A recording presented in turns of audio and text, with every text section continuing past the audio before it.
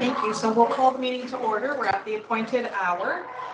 Good evening, everyone. Welcome to the first Governance and Policy meeting. Thank you. Governance and Policy Committee meeting for the Peel District School Board for this term of office. This meeting is being live streamed and recorded and will be posted on the website for future viewing. So for those of you that may not know, I'm Catherine Lockyer, General Counsel and Governance Officer for the board. And as for the Education Act, I am acting as the designate for the Director of Education and will preside over this meeting until there is a chair and vice chair of this committee elected. I apologize for the noise next door. There's a celebration event next door, but we're going to keep going with this meeting. So if we could have the land acknowledgement, please. Thank you.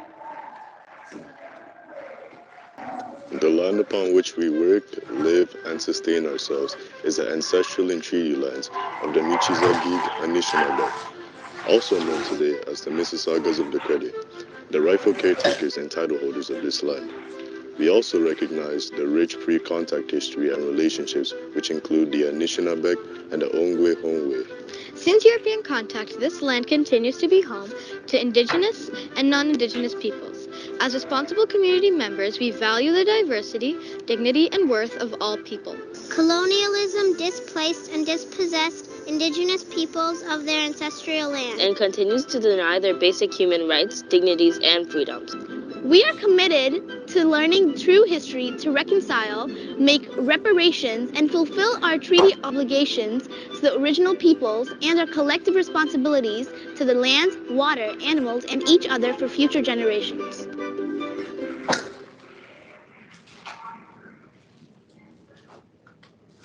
Thank you. So the first order of business this evening is the election of the chair and vice chair of the Governance and Policy Committee. So these elections are for a 2-year term. Welcome. We'll give you a second to get settled.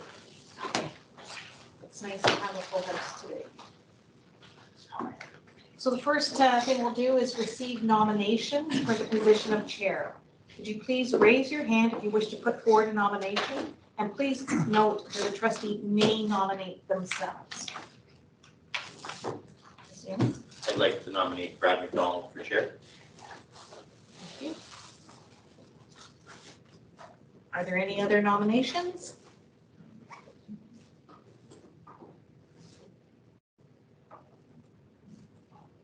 Okay, so I've received one nomination for chair.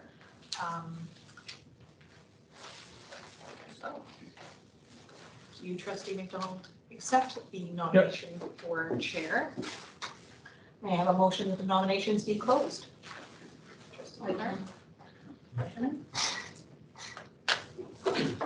All those in favor? Aye. Nominations are closed. Okay. As there's only one nomination for the chair of the Board of Trustees, Trustee McDonald, you are acclaimed. And congratulations to you. Okay.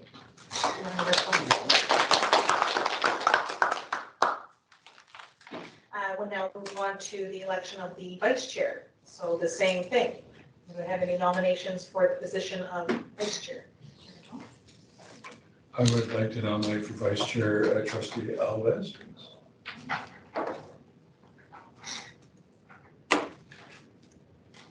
Are there any other nominations? Seeing none. Do you accept the nomination? Thank you. Do I have a mover and a seconder to close the nominations? I have seconded. Thank you. Trustees Clark and Benjamin. And as there is only one nomination, congratulations on your acclamation of. And with that, I'll turn the chair over to you, Trustee McDonald, if you want to come to the front or share from your seats. Sorry? You can either come here or you can share. I'll stay here. Thank you. I'll move next meeting. Thank you. Thank you, everyone. And we'll move on our agenda. The next agenda is the approval of the agenda. Do I have someone put that on the floor? I'll do it. Okay. Trustee Benjamin, any comments, questions about the agenda? Okay, do I have a vote to approve the agenda? Hands, please. Okay. Yes, please. Hands, if we approve the agenda. Okay. Okay. It passes. So we have the agenda before us. Before we jump into the items, do we have any declarations of conflict of interest? Seeing none, I'll move on to item 6, which is the minutes from the governance meeting back in September 14th. Do I have someone putting that on the floor for us to look at? Okay, Trustee Clark. Do I have any comments or questions surrounding the minutes from the meeting on September 14th? Seeing none, then I'll approve. Can we have approval for receipt? Everyone raise their hand. Okay, so approved. Thank you. So we'll move on to item 7, staff reports. We have 7.1, review of policy 27, naming of schools, update number 3. And I believe Donna Ford will be presenting that for us. Sorry? Sorry? So hi. Through the chair, I was just wondering if someone who wasn't at the meeting in September can move the minutes. Yes, they can. Yeah. Yes. Thank you for that clarification. Thank you. Good evening, everyone. And through you, Chair. The purpose of this report is to recommend approval for policy 27, naming and renaming of schools, special function areas, and facilities. The revision to policy 27, naming and renaming of schools, has come about through the board's commitment to actions that align with the requirements of Directive 18. To summarize, Directive 18 requires the board include in its comprehensive diversity audit a review of the naming of schools.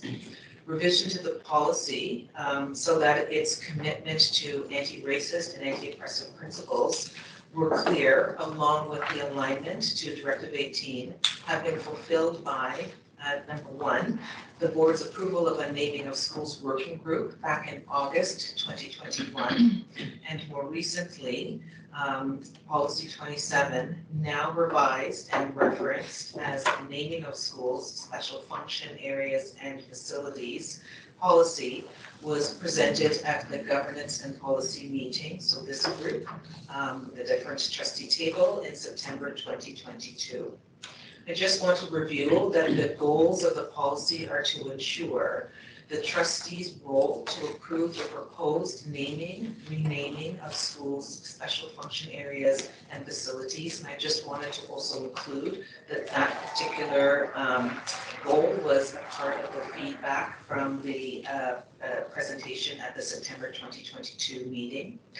Another goal is to ensure that there is community consultation, which is integral to the task of naming, renaming of these structures and spaces, and that the policy adheres to the principles of anti-racism and anti-oppression through a clear framework for the renaming the naming and renaming process. I just wanted to highlight a few components that are new to the policy. Again, confirms the trustees' role to approve the named or renamed site, that the director authorizes the process, AD oversight on the timelined activities of the naming committee through the superintendent of education, which also includes the engagement of community through a process and an adherence to any community engagement policy. There's also, what's new is a list of names that the naming committee reviews for future reference and a set of criteria for those names. And that there's a report back process of requirement to the director on the activities of the naming committee as well as the recommendations. And finally, the involvement of facility services. So that offers some highlights to the report that we're bringing back. I'm happy to take any questions. Thank you very much. Can I have someone put that on the floor for discussion? Okay, Trustee Benjamin. Okay, do we have any, one wants to make comments or questions about this report? No? Okay, I have a few. So We'll go back to the meeting of the minutes in September. There were some interesting comments there that there was a preference not to use people as names. Yet the policy really doesn't dissuade, I would say, from using names. Was there a reason not to put that in the policy? Thank you for the question. The consideration of names, I think depending on the name, what the name represents, depending on, I would say, associated values to names. I think what we're wanting to do is to make sure that names as a symbol of PDSD buildings is something that adheres to our values and our commitments. And to the extent that a name may not do that, our concern was to ensure that, leading into any space that might become contentious was avoided as much as possible. And then the only reason I mentioned that is, we've already, changed one to, or potentially. And so I just, wonder if names in the future, 100 years from now, if we name something, it's going to look in a different lens and a different perspective. So, obviously when we list in the policy, street name, et cetera, is it, and then finally it gets down to the name of an individual. But should we be putting something in there to say priority should be put for, a street name? If I can just add on to that, I do think that, even street names, I would go as far as to reconsider just, adding into that policy. I'm not sure how others feel, but that, names of people should be not considered. I share the same concern that, down the line, as, history develops, some names might be inappropriate or appropriate, and I share the same concern that we might end up with a costly process to again rename down the line. So maybe we can keep it to names of people, but I don't know how to word that. I'm just offering support of the comment. Thank you. So I'll carry on the idea of naming. So one of the new things added to this policy, as you said, was the renaming, and it just says it's in the director's name to name and rename. And so this policy is going to go out in the public. The public will say, I don't like this name. Should we have a criteria for which, the director then reviews the name, or a process to say, I find this offensive, I find this not appropriate, and then the director then goes and follows the process, because right now it just says the director and no criteria. Right? So thank you for the question. As I review the policy, I believe that the role of the director is to authorize the initiation of the policy, of the actions of a name being brought forward for review. It would be the activity of the naming committee to be involved in names that are considered or not, and then brought forward. And I appreciate that, but under 6.2, the Director of Education has a response for authorizing the issue of name or rename a school, et cetera, et cetera, et cetera. So what is, obviously a new school, a name is part of that process, but what if someone complains that we've already gone through a process of renaming one school? Is there a public, we talk about public consultation, is there a process for which, or should we have a process for which a public member would say, I do find this name offensive, and it goes through a process before, in which the director, otherwise it just says director of name and no criteria to initiate by, community or staff or what have you. So thank you for that. I think it's worthy of consideration. Okay. So the way it works, a meeting is I'm supposed to ask, my questions, then I'll pass it over to you, ask your questions and add to the conversation. Is that okay? Okay. But I understand you probably have some good comments on that, but if I'm correct in governance, I'm supposed to ask my questions, finish, and then pass it over to another trustee. you want to do it in whichever order you choose. Typically, the chair would go last, but no one else had said a question, so yeah. Yeah, and I know I'm sparking a lot of conversation, which is good. Then you gotta come in and finish and close. Okay, is that okay, trustee? Thank you. So, May I respond a little bit to Yeah, to your questions as well, with your permission, Donna, and through you? Yeah. The policy does provide for community engagement, and it does provide for a report to come back to the Physical Planning, Finance and Building Committee. So there is an approval process, and the outcomes from the consultation will be included in the report to come before the committee. The committee at that point, my understanding is that there'll be 3 names that would be put forward, and then the committee has the opportunity to make the recommendation to the board, and then the board is the one that actually is going to be making the final approval. So there are a series of checks and balances built into the policy. The policy will also be augmented with procedures that will go under the policy, to ensure that all of these things, the process, the metrics, et cetera, to be able to implement the policy. Or the policy is the higher level direction, and the procedure is more of the how-to and implementation of that policy. So there are the foundational tenets in the policy now to address a lot of what that you are raising about ensuring that the community has got a voice. That's also another check and balance for whether it's a name or not, because if you get to the point where it's not to be a name, then the committee, as well as the naming committee, the PPFB committee, and then the board of trustees. So that's 3 opportunities for that to be vetted. So I think that part of the consideration of not having an absolute exclusion for names was there are sufficient checks and balances to get there. There may be opportunities where a particular Indigenous name, for example, may be appropriate. And I think that your point that you raised, Trustee Ellis, was very relevant as well around street names, because some street names are actually names of people. Absolutely. And so if we're into the same situation with municipalities thinking about renaming streets, then we would be into the same position of renaming schools as well. So I'm not sure if putting a priority would necessarily be the overarching approach, rather create the opportunities, do the evaluation as each of the opportunities come up, and have that 3-step process to evaluate.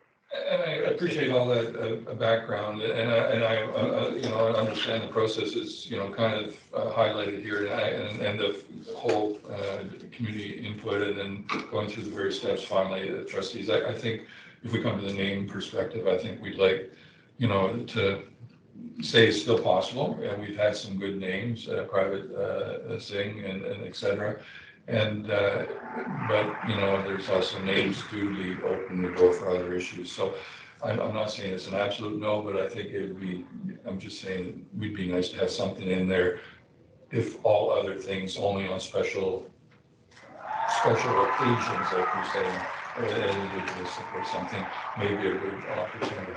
But coming back to your first comment, of 6.1, there is no process or procedure to say when a director of education decides to rename a school, right? And that's what I think from a public, if they find this school, like we already went through the process of a school renaming, shouldn't there just be a process in the policy to say, if you object to a name of one of our schools, then you must, just like you have, if you have a complaint about busing distances, you go through a process.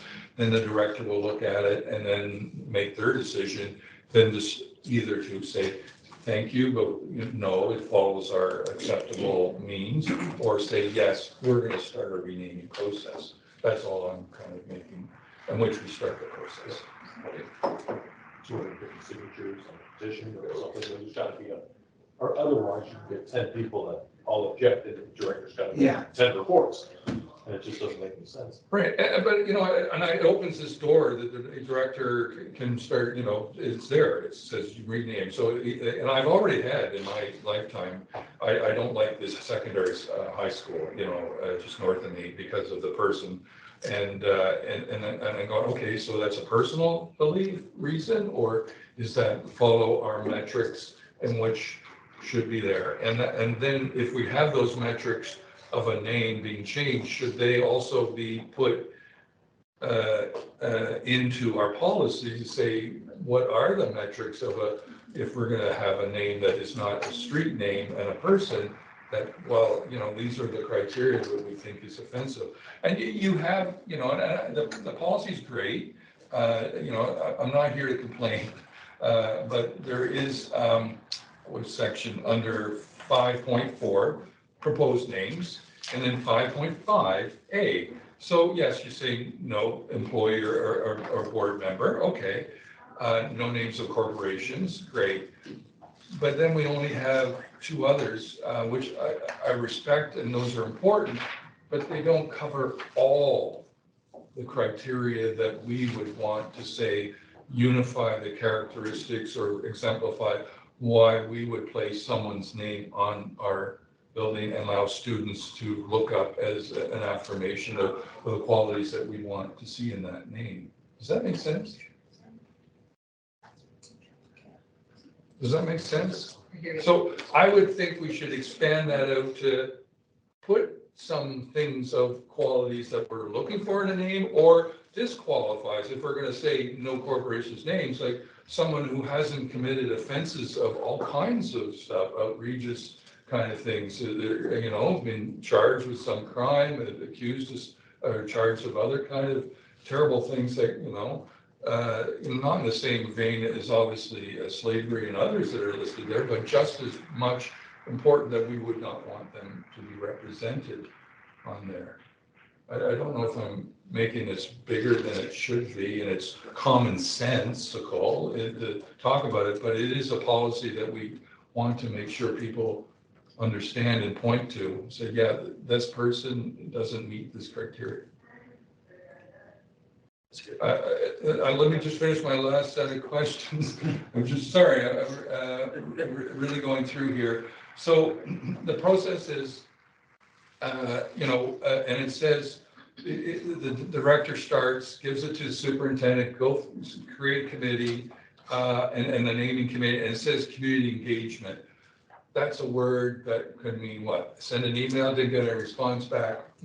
Okay, we're gonna go with these names. Or it is one or two meetings, like I've gone through the school closure process, is very prescriptive in the policy on this is how many meetings you're gonna have, this is what you're gonna do, and have you. So is it gonna, does it involve a survey? Does it involve community meetings? Should we not, at least not fully, but at least prescribe somewhat what that community engagement is going to be like? So, it says, oh, an email, we sent an email, if you didn't respond to, that's, and your objection is too late.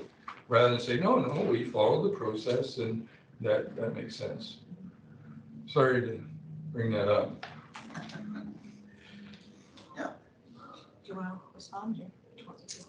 So thank you for that, Chair. And I'm just wondering if, I'm thinking about perhaps parentheses and examples of what community engagement would look like. Yeah, I think that's helpful. So, I think, since it's, let's say it's a new school, it's in the family of schools, you're going to reach out, the superintendents probably want to do something. So, I think, that's where our communication department would say, we're going to have a public / virtual meeting or whatever to solicit input. Then maybe there will be a survey. Maybe everyone says, okay, I haven't figured out how you would do the process, but let's come up, we're looking for a bunch of names and people want to submit them. And then maybe we have a survey and then use that. And then you have another public meeting to say, these are our final 5. What do you think? Vote on them and go for it. I don't know. That's just off the cuff. So to your remarks about the process, I'm wondering if those are not pieces that would fit into an accompanying procedure. And absolutely, but just a brief bit of engagement definition that, just a brief, not all those details, but just a brief. Does that make sense? Just so that people go, okay, there's going to be public consultation with at least one public meeting, type of thing, at least, or something of that nature. May I add also, Yeah. in addition, something that will be coming the way of this committee in the coming months is a community engagement framework. And that will help us define whenever we go out for community engagement.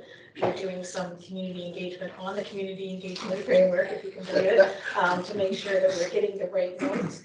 And then what that framework will eventually do is allow to right fit the extent of the engagement depending on the issue that's being consulted on. And so that is coming. We are working on that. Definitely hear what you're saying about some sort of definition here. But Donna's quite right as well. It could be an accompanying procedure to go into this. So And thank you. And, the community engagements, boundary changes are obviously the biggest one we get involved with the trustees. But, there are other issues that policy engagement that we've already done on various policies that we had to go. So, those, it would be nice. Maybe that's where you put the whole engagement definition and you say it's going to be an A, a B, or 1, 2, 3, whatever you prescribe, and say we're going to use that method. But that would be nice. Okay. And then finally, I don't see the naming committee, the people that are going to be on that committee. I expect a superintendent, but is it going to, there's some people, it's engaging community with available community, but I'm not sure, is it going to be the trustee? Is it going to be the principals? If it's a new school, is it the principal of the new school, which is typically the tradition? I don't know if that's going to be in your procedure, which is fine, but that would be nice to have that defined as prescribed again. And again, I'm so used to the ARC process closing schools. It was very well prescribed. Who was going to be on the principal, school chairs, et cetera, et cetera.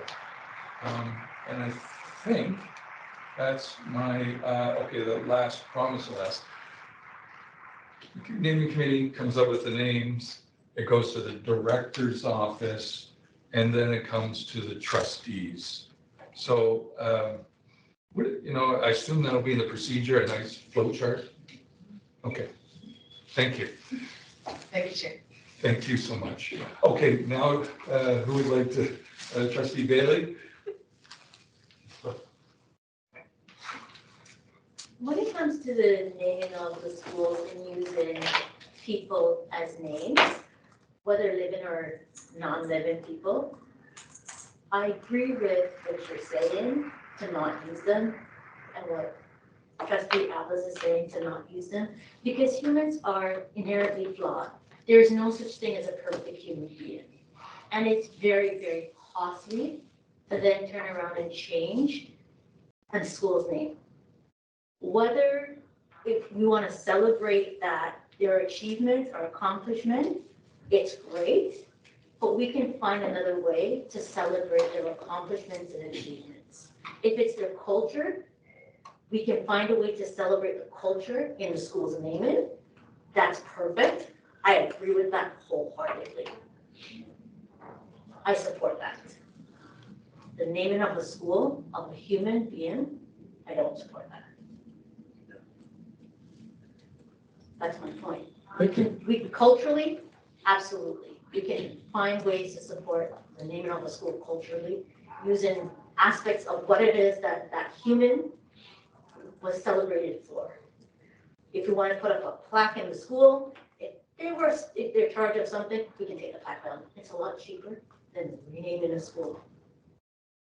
That's my thought on the process. Appreciate it. Any other comments or questions for? You outlined everything else, the questions, and answered a lot of the other questions that I had in the first place. Thank you for that. Thank you, Trustee Bailey. Trustee Clark? Yes, I'm afraid I have another question, and I just some clarification on naming conventions. Are we going to be renaming schools like Oscar Peterson? Are we going to be using adjectives to name the schools? If we're not naming them after our cultural heroes, what are we going to be naming them after? Is that a rhetorical question, or are you? No, I'm actually asking the question. Because I mean, that's part of the naming committee, and right now there's not much Yeah. framework in the policy to help guide where people should go other than street name. And Or it could be- adjectives. Or a person, but it doesn't really say more than that to say, hey, we're looking Yeah. for people that are representatives of our organization. Yeah, which would be a human being. Yeah, right. Named them after a person. Okay, So that's my. you have a, So thank you for the question through the chair. So yes, those would be activities taken up by the naming committee through the procedure that would be outlined. The purpose of the policy is to, I think, indicate who are tasked with that activity. Okay, so in closing, it's basically, it's up to the naming committee and then the trustees and, okay, thank you. but a trustees finally, so if you say, hey, that is not appropriate, and then, then we say, okay, back to the drawing board if the three don't make the. Yeah, which would be through And- our own, feedback from constituents. And remember, this comes to trustees, not at the board meeting, but also comes at the physical planning meeting. So that's the first time that trustees, and assuming the trustee is part of that naming convention as well, right? So, you get, assuming it's your community and your school being named or renamed or what have you. Okay. Yeah, trustee McDonald. Thank you. Through the chair. So I too, I hear strong objections to naming schools after people. However, I think that there are people, significant people, cultural heroes, I like that term, right? That I don't see a problem with naming schools after them. Yes, in the past, I know name changes are expensive, but where now I think we have guidelines as things to consider. Thank you. Guidelines of things to consider when naming, back in the day, I don't think people really thought anything of the fact that people own slaves as a deterrent, but I think societies at a different phase on what is acceptable now, that there are certain criteria, the things that will not be accepted. So I don't foresee naming, school being named after people that have done, sexual predators, slave owners. I don't think that will occur, but I still think, given that people are flawed, but I still think we have people that we can name schools after. What I would object to is the practice that we had traditionally where they were handed out as tokens to a lot of employees. I'm absolutely against that. Some people, just the fact that they, because of a position they have or who they knew, they got schools named after them, but just doing their job. Nothing, they didn't do anything spectacular. That I have a problem with. I have a problem with, in the past, naming schools after people that are sitting on a board when we're making that decision. I have a huge problem with practices like those. But I certainly I would not like to see in a policy they say absolutely not naming a school after a person, because people might get into problems with naming the schools. Because they say you're going to call it school blue, school red, school teacup. We're going to, you're going to run out of appropriate names for buildings and rooms and schools. If we put, I really hope that we don't go a blank no people, but I think, the criteria like no employees, senior men, sitting board members, things like that, I don't have a problem. Thank you. Thank you. I can start to hear consensus that we want it, but we want to restrict it. Is that what I've summarized your comments? Yes. And as the both, Trustee Clark, Trustee McDonald, and Trustee Bailey, and all that too. So I'm in firm opposition to names, and the reason being is societal norms have changed over the years, and what was acceptable in the past is no longer acceptable in today's day. But who's to say what's acceptable in today's day will be accepted in the future? And regarding naming conventions, we have, the periodic table, birds, animals. fish, hundreds of thousands of species, to name things after wildlife, the trees, cultural, things like anything, really, anything, food, anything, spices, like anything. So I do think that we have an issue when it comes to, the other flag that I want to raise is we know folks until we don't. And I think that we've seen, pick any industry from celebrity to government to member of the public, where, again, and Trustee Bailey made a great point in saying humans are flawed by nature. We name a school after someone today, and we find out that there are, terrible accusations that come about, and then it just creates problem for the board. And I think in the best interest of the PDSB, if we did keep that in the policy, I don't know that I'd be comfortable with it. I am leaning toward the removal of human names. 7 years ago, naming a school Don Cherry would have been very acceptable. And nowadays, we'd have to be changing the name. So that's just one small example of what can happen. Could you repeat that? I didn't hear. Name the school. Okay, Don Cherry, after Don Cherry. Like, 5-6 years ago, the schools that are coming up now, yeah, that was a name that was thrown about, but it wouldn't be acceptable. Now we have to change it. That's how quickly it can turn. Yeah, thank you, Trustee Davies. Trustee Benjamin. Yeah, thank you, Chair. So the first question is this policy applicable only to the new schools that are coming up? No, because the word rename is there. So there in 5.5, it says, name shall not include names of current PDSB employees or board members. And I totally agree with what Trustee McDonald said. Employees of the board, trustees, whose names are already there. Are we going to rename those schools? Because, then the question comes, how does that name remain there? And I totally agree with what you say. To be on the safe side, our future policy should be like, don't bring in the individuals. So when it comes to renaming, and there's been a lot of objections and, discussions about these, so we should also bring that into the picture and have a discussion around the renaming of the schools which are already named after individuals who have been employees of the board and so on. So that is my view. Thank you, Trustee Benjamin. It's certainly a contentious issue that I think we're trying to prevent contention in the future. And, and I was part of the old establishment, directors and chairs were, part of it. So I understand where you're coming from. And yeah, I can see the winds are changing on that. So I think we've had some conversation. So, yeah, okay, yeah. Sorry. That's okay.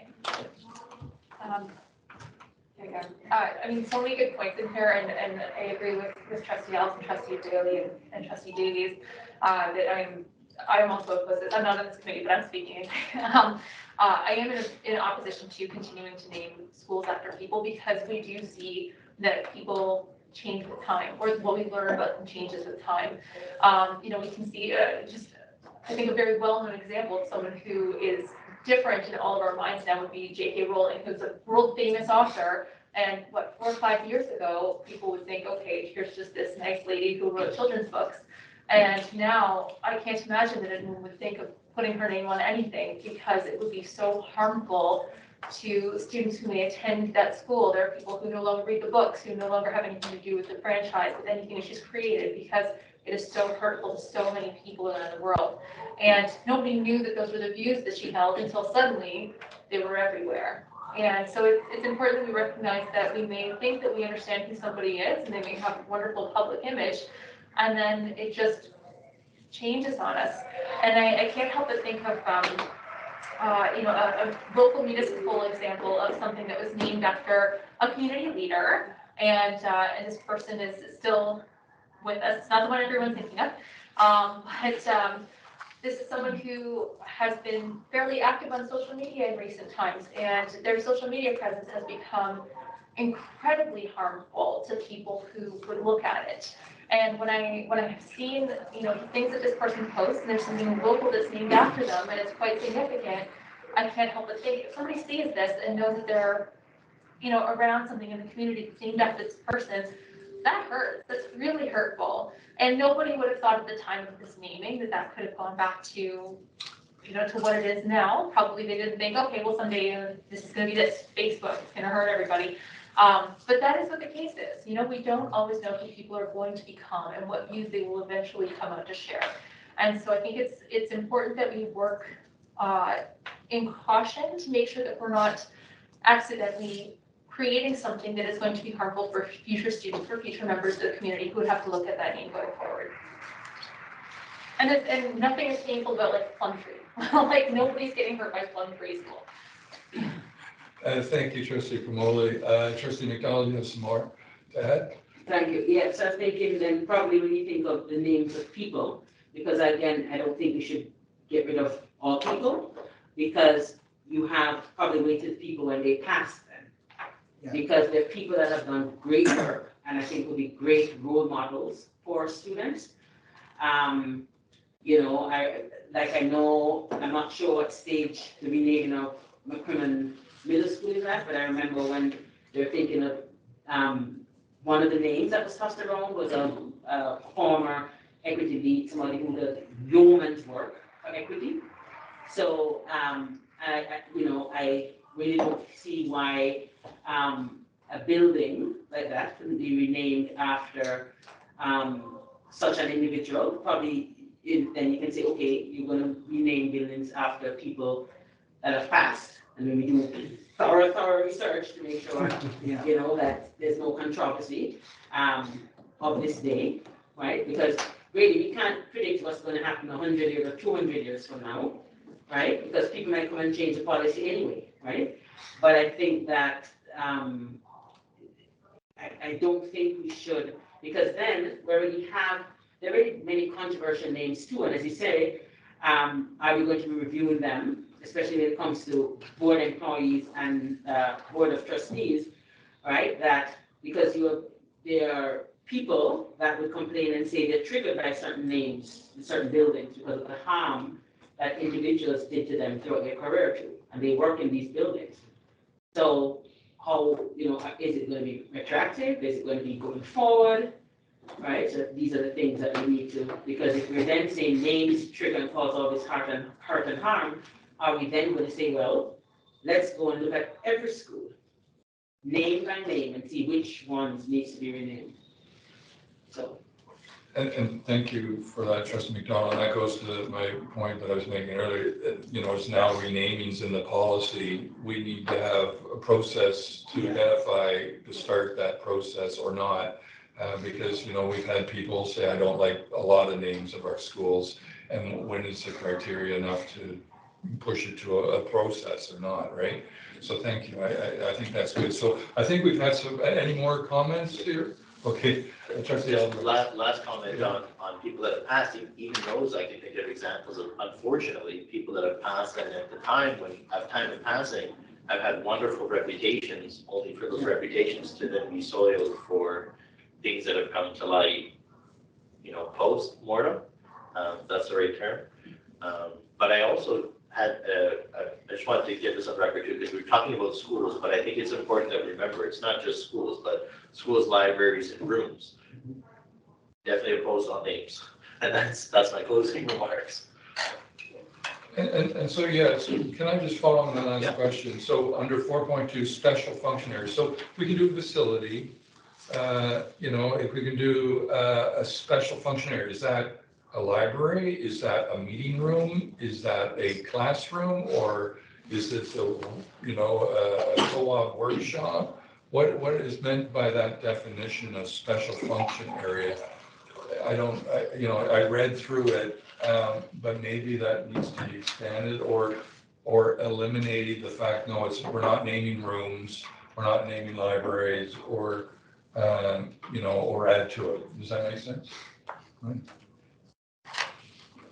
So thank you, Chair, through you.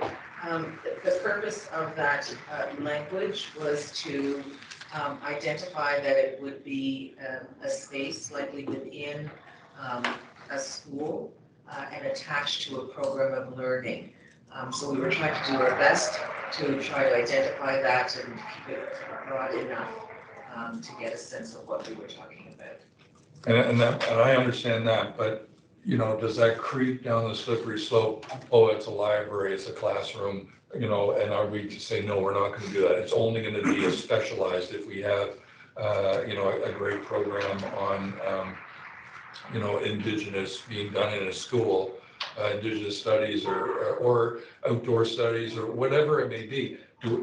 Can we name that? But we're not going to name the library, the classroom or something.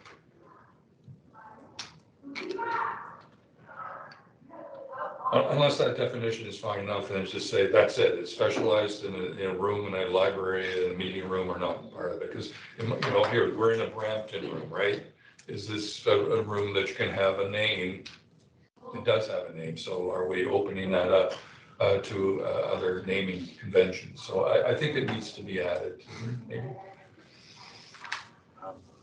Okay. I hate to do it, but that sparked something else that I think the policy doesn't reflect, and that's language.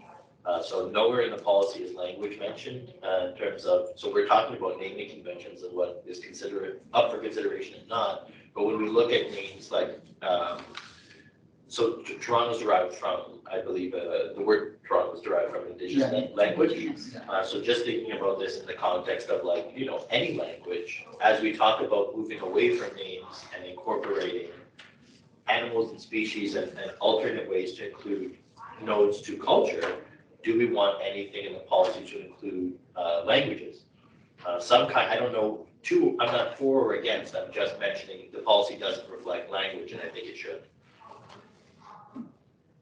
Minimum we're a bilingual country. At least two, English and French would be minimum, but then it can go much bigger. Yeah, can 100 languages in our board, right? Yeah.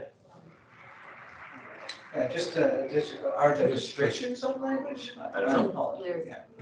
Are there, in general, restrictions on language in any,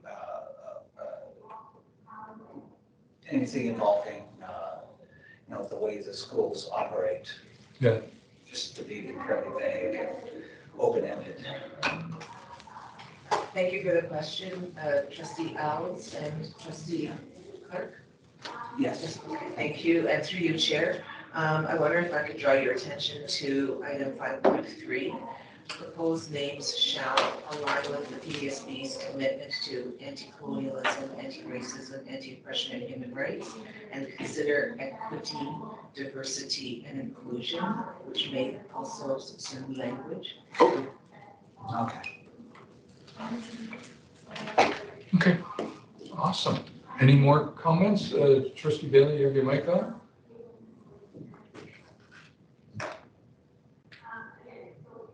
I noticed it says that, but I'm gonna assume that inclusion means accessibility as well.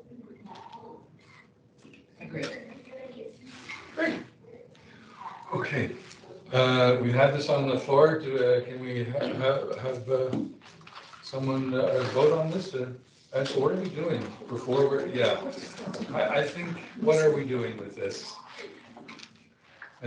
Someone want to suggest? I'm in the chair. I can't suggest what to do. So I'd like to suggest a amendment to the wording of the policy to include the aforementioned discussion.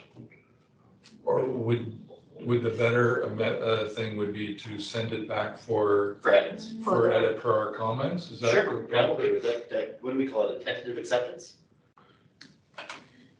No, there would either be send it back for it to be redone, based on the comments that were provided here, or number two, it could be approve it to go to the trustee with the one amendment to exclude names, or three, it could be approve it as is, four could be don't approve it at all and scrap it. I don't think I've heard that, but so one would be send it back for it to be updated and come back to the next meeting. Two would be to approve it with the one amendment of excluding names. I'm not sure if others will have a differing opinion, but I'd like to send it back for the amendments to both exclude names, but to continue with the other comments that were made here this evening. Okay, so there's two items in this that you're asking, and I don't know if we should vote on that as a whole. Maybe we should separate them out. The name change or eliminate names is what you're saying, people's names versus other edits. Is that fair? Yeah. Okay, so I have a motion on the floor. We're going to take it into two votes. The first vote will be to look at eliminating, people's names from this naming policy. All those in approval for doing that. Sorry, yes. Yeah, for the vote on that. So when you say you're eliminating names, it's just in the policy. Does that mean now we're going to go back to the board and eliminate names in previously named schools? So if you're eliminating names and somebody comes and say, well, we should, if you're eliminating names, you're eliminating names, right? And that's a very good point. I think since it's a policy, correct me on this, it's a policy and it's talking about what you can use as the name as in a naming process or renaming process, not people. It doesn't say go back and rename everything. So it's just would be future. A trustee would have to come on a motion and then say, hey, I want all people's names removed from the board, which I don't think trustees would support, just because it would create such a mess. But going to comments we've had, there may be names, specific names that people may object to today or in the future that may be renamed, and we will not have we could have a policy that says no personal names. And they go, okay, well, be people, flags, whatever they come up with. Okay. Does that answer your question? Yeah, yes and no. I was thinking in terms of consideration, because if by doing this, are we now opening up a window for people to say, okay, you agree that names, you don't want names because X, Y, Z. So now I'm saying these names are X, Y, Z. So we have to, are we going to be sort of sending into motion that can lead for people to say, we don't want names and start removing names? So potentially, what we could be doing is we're going to have to rename 10 or 20 schools. Can I add a comment there? I think for perspective, at least for my opinion, Chairman, through you, to address Trustee Catherine McDonald's point, I think the way I am understanding this is strictly from a cost. I'll be frank, from one of my largest considerations is cost here. So I think moving forward, it is in the best interest of the PDSB to exclude names. And I would be supportive of looking at a separate policy on a case-by-case basis, rename a school if there was a need. But for me, it comes back to cost. And I don't think we should blanket policy and say, let's go back and change everything. But I think we've got to start somewhere, and starting from the point of playing it safe and not naming anything after anyone moving forward is how I feel. And I think, down the road, if we've got to look at a case-by-case basis of removing, a name that pops up, I think that's another conversation. So can we have your first part of your motion be to address your concern is that we put in the policy, not in the future, names will, in the future, people's names will not be used in the naming of process or whatever you want the wording. Does that make sense? Does that address your concern? Yeah, because I'm just thinking in terms of if we just say no names, then people kind of could open it down to people saying, right? Right, and the policy can put some preamble to say where that came from, and the decision is said in the future that, people's names will not be used. And that clearly says in the future, and the rationale beside. Again, it's going to come to the board and we're all going to vote and all. And we can change it right there on the floor too, so.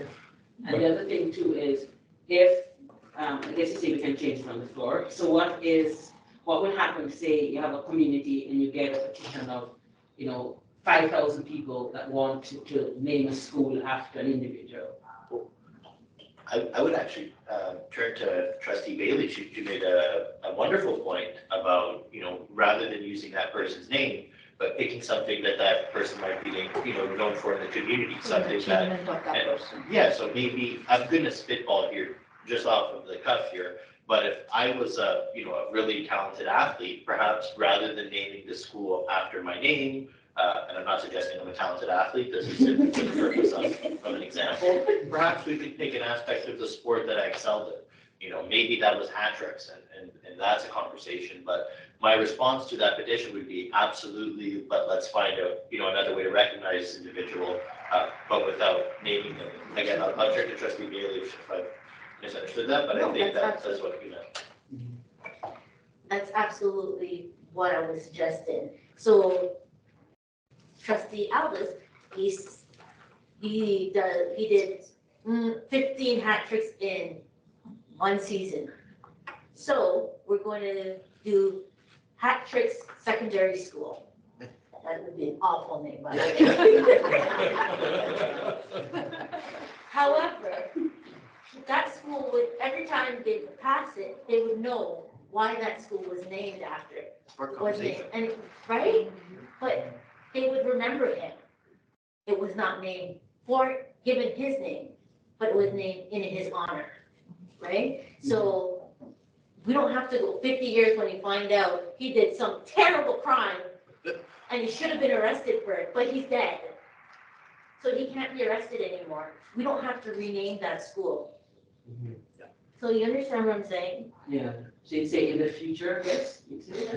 Okay, I like the future. You've heard all comments. I'll let you, go rehash it. So all those in favor, first motion of removing personal names from the policy. Oh, sorry, I need a seconder for this, Trustee Bailey. All those in favor? I guess we have it passed. So they'll go back and do that. So the next item of your motion, which you split out, is to take our other comments into reframing and reworking into the policy. So you put it on the floor, second, sorry. Sorry, could we just clarify what those are? Because there was some discussion back and forth and I just wanted to be clear, so. Your motion, Trustee Alvarez. To clarify in short, we're talking about the examples that Trustee McDonald had mentioned earlier, specific to the, you mentioned listing brief examples in one of the reasons to disqualify it. Yeah, that's right. But that, that now eliminates people. Yeah. Those are all related to people. Oh, okay, so we don't need to mention it. That's off the list now. That's off the list. Okay, so I would say to the inclusion of Trustee Bailey's earlier comment about rather than, we're removing names, so maybe include the language about culture and, just so it's a little clearer for someone who might read it in future, achievements, they'll be able to just know, oh, instead of names, here are the alternatives. And then through you, Chair, I think I might ask colleagues if there's something I missed, but that's separate my motion to.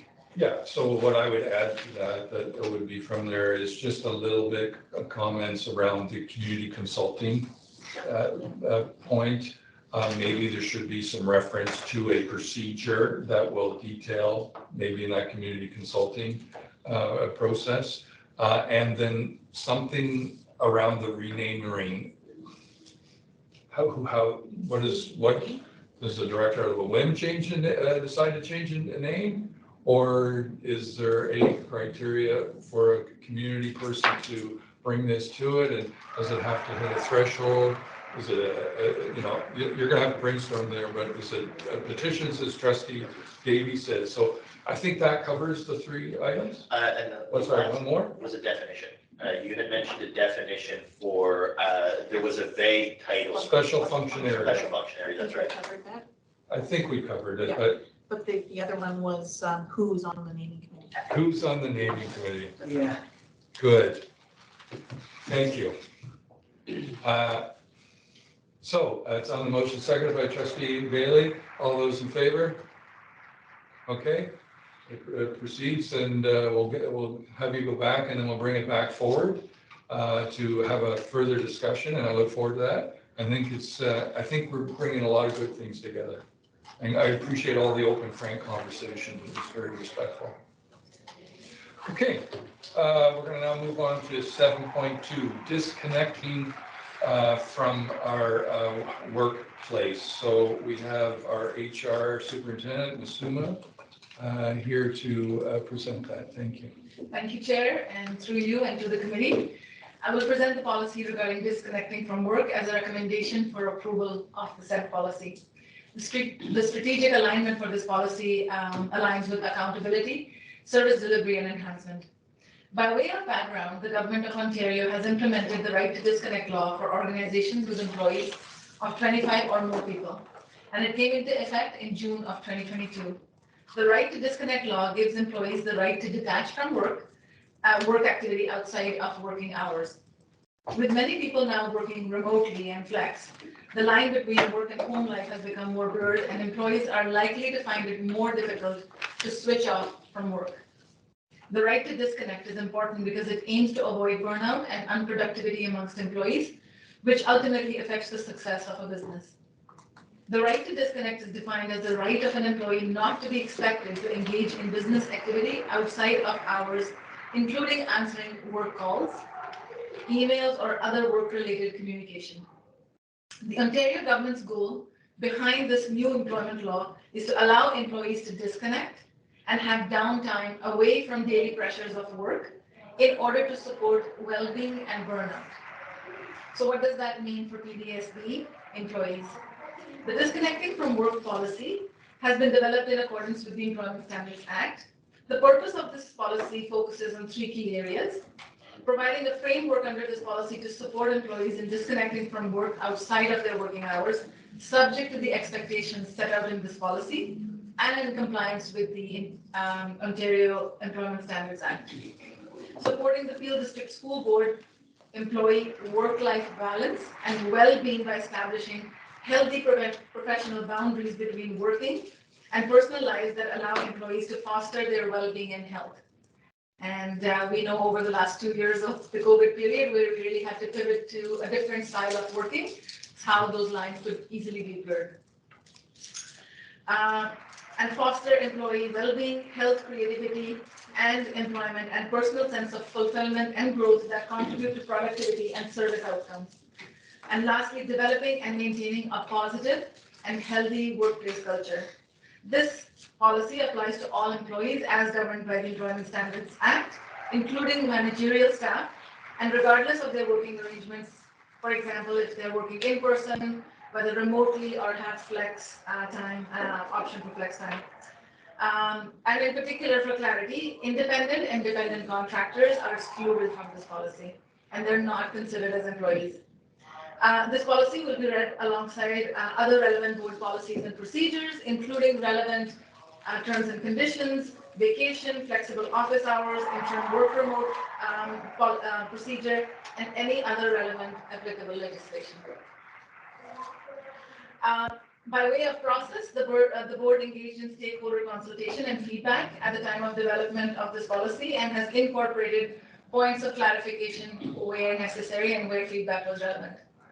For example, the board has defined terms relevant to this policy regarding what is normal working hours, outside of working hours, and exceptions where emergencies as set out in this policy that require an employee to engage in business activity outside of their working hours. This policy prohibits reprisal and will be cognizant of power dynamics between categories of employees. Employees will not be subject to reprisal for disconnecting from work in accordance with this policy. Employees will also not be subject to reprisal for reporting legitimate, good faith concerns regarding disconnecting from work. In its obligation to inform and notify its employees, the board will provide a copy of the policy to all employees within 30 days of approval or change to the policy and within 30 calendar days of the start of the employment for a new employee. The responsibility is primarily rests with the Director of Education and through their designate. For the implementation of this policy, the responsibility for the coordination and day-to-day management of this policy is assigned to the Executive Officer of Human Resources, Partnerships and Equity. Responsibilities of managerial staff and employees under this policy will be set out in an operational procedure under this policy as well. As next steps, we are seeking a recommendation for approval of this policy in accordance with the board's policy approval process. Once approved, this policy and its corresponding procedure will replace the current procedure number 63, which is what we had to be compliant with the Employment Standards Act, disconnecting from work. This concludes this agenda item, and I'm happy to field any questions. Okay, thank you for that presentation. Someone put this on the floor for discussion. Trustee Clark. Okay, do we have any comments, questions? I think our first hand started here, Trustee Alves, and then I'll come to Trustee McDonald. Yes. So just a couple of questions regarding this policy, and perhaps it's not directly related, but the site-specific example, specifically over the holidays, there were a couple of instances of communication errors through that department, and we needed to amend them. But it didn't seem like there was an immediate out-of-office person available. And I see the emergency note for this policy, but I'm wondering if we can add in a section to include like a designated out of office that as folks are off from each department, someone from that department needs to be online, because as of recent, I think we've had a couple, and I could be wrong, but it's my understanding that we had a couple instances where everyone was off. And if I'm not mistaken, it was like it took a significant time for the external communication to be amended. Through you, Chair, I can respond to that. Thank you for thinking proactively. That would actually be part of the procedure, and once we, quite frankly, we have a draft of the procedure, and that very much is captured by way of how does one incorporate healthy habits of informing when you're away, especially when it's vacation alerts, just to combat some of that miscommunication or lack of communication. So that will form part of the procedure. Through Chair, just to follow up, and again, so just to clarify, I'm specifically referencing the out of office contact in that vacation alert. So yeah. I got a vacation alert while someone was off, but that someone didn't list a designated out of office contact. The other two that I messaged in related areas were I also got vacation alerts without an out of office, so that's my only flag for that. So may I respond? Under page number 3, specifically, there are supporting tools, and really the first one addresses right out of the gate what you just mentioned, automatic out-of-office replies. Enable automatic out-of-office replies indicating the dates that they're out of office and the date they will return, and an alternate point of contact during the employee's absence. Thank you. Great. Trustee McDonald. Thank you. And along slightly different trend, when you implement this new policy, right? And you said, I heard you say management set out in the OP, the managerial duties will change. So I'll give you an example. For example, I think right now the person responsible for that is Thomas, right? Like say there's school bus closures, right? So we have to wake up somebody at 5 in the morning to make a decision, okay, are we canceling the buses? So is that now going to be that's your job description? Because that is out of normal office hours, right? So every day we're not expecting him to be at work at 5:30, but there are, emerging occurrences where we need to access people at 5:30 in the morning. Or if, you have a situation like say it's a Saturday and a rental of a gym, or you're having an event and so school's on fire. You have to call somebody out time of their regular duties. Like how is that going to be reflected? Just because if you just put in this policy, somebody could, not that I think, let's say Thomas will do that, but somebody say, hey, it's not my regular office. Right? Absolutely. Through you, Chair, thank you for that question. I would point to page number 2 under responsibilities for managers and supervisors, and this normally doesn't impact because some of those will be captured by terms and conditions and the nature of the role. So it's really dependent on the nature of the role. No different than, let's say, it's a collective agreement requirement for educators to be present for progress reports, parent-teacher interviews. So this is not really to amend that. But certainly a circumstance like yours would be captured under point 4 on page number 2. The last bullet says the circumstances in which they may be required to be available to attend business activity outside of work hours based on the nature of their role as required. So that will capture the scenario that you just described, and certainly in the exceptions as well. No different than we are currently engaged in the labor discussions, and there we just went through a labor disruption schedule, and those would be captured under the exceptional circumstances and emerging situations and circumstances. Okay, thank you very much. Does that answer your question there, Trustee McCall? Yes, it does. Thank you. Awesome. Thank you. Any, Trustee Davies? Sort of a two-part question. I noticed that it said employees. I think technically trustees are not employees. And some of us can only work after 5. And so is it okay to send an email during that time, but like don't expect a response, obviously. And I get that. Okay, so again, I guess the question was, trustees, I believe, aren't employees. So, and also I understand that the only true employee that I'm allowed to talk to is the director. So if the director is off, where does that leave? Can I use the point of contact that the director leaves, or do I just, anyway, those are my questions. That's an interesting one. Who wants to tackle that? I can attempt, Yeah, if you will. yeah. Certainly the expectation, I think, would be to model this behavior right from the top. Yes. So if the director is out, certainly an appointee of a designate should be and ideally be communicated to the trustees. Perfect. So that's one part. The other part was, I think you said captured as trustees not responding. So Yeah. even while trustees, have different working hours, certainly as a way of hygiene and habit, not expecting a response and making that really clear, because now what we've started to put in an email signature is, while I'm sending to you out of your normal working hours, I'm not expecting a response until after you come back. Yeah. So I can expect a response once you come back to your regular work hours. Thank you very much for that. You had a part 2? Oh, she covered it. Okay. Any other? Yes, Trustee Pomolo? So we had a bit of an exceptional circumstance over the holidays, and that was with kindergarten registration. So that was set to open on a statutory holiday. So it was on January 2nd. So that was the official holiday. And it didn't open properly. The website wasn't working. I had 13 different parents reach out to me very quickly when they were trying to register their children and couldn't, and were very upset. And I was unable to get help that evening. I did get a response, but of course the response wasn't able to do that work to open up kindergarten registration. Is there any way that we could put something into the policy that if there's, I don't know, so that the work that is said to happen happens within these hours, so that somebody is able to attend to it, so it can be fixed? Because this was opening up in the evening on a statutory holiday, and then there was nobody who was available to fix it when it was broken. And so it left all these parents frustrated, and I was completely unable to help them. But if they had opened up kindergarten registration during a workday, during regular working hours, then there would have been somebody at work who would have been able to fix it very quickly.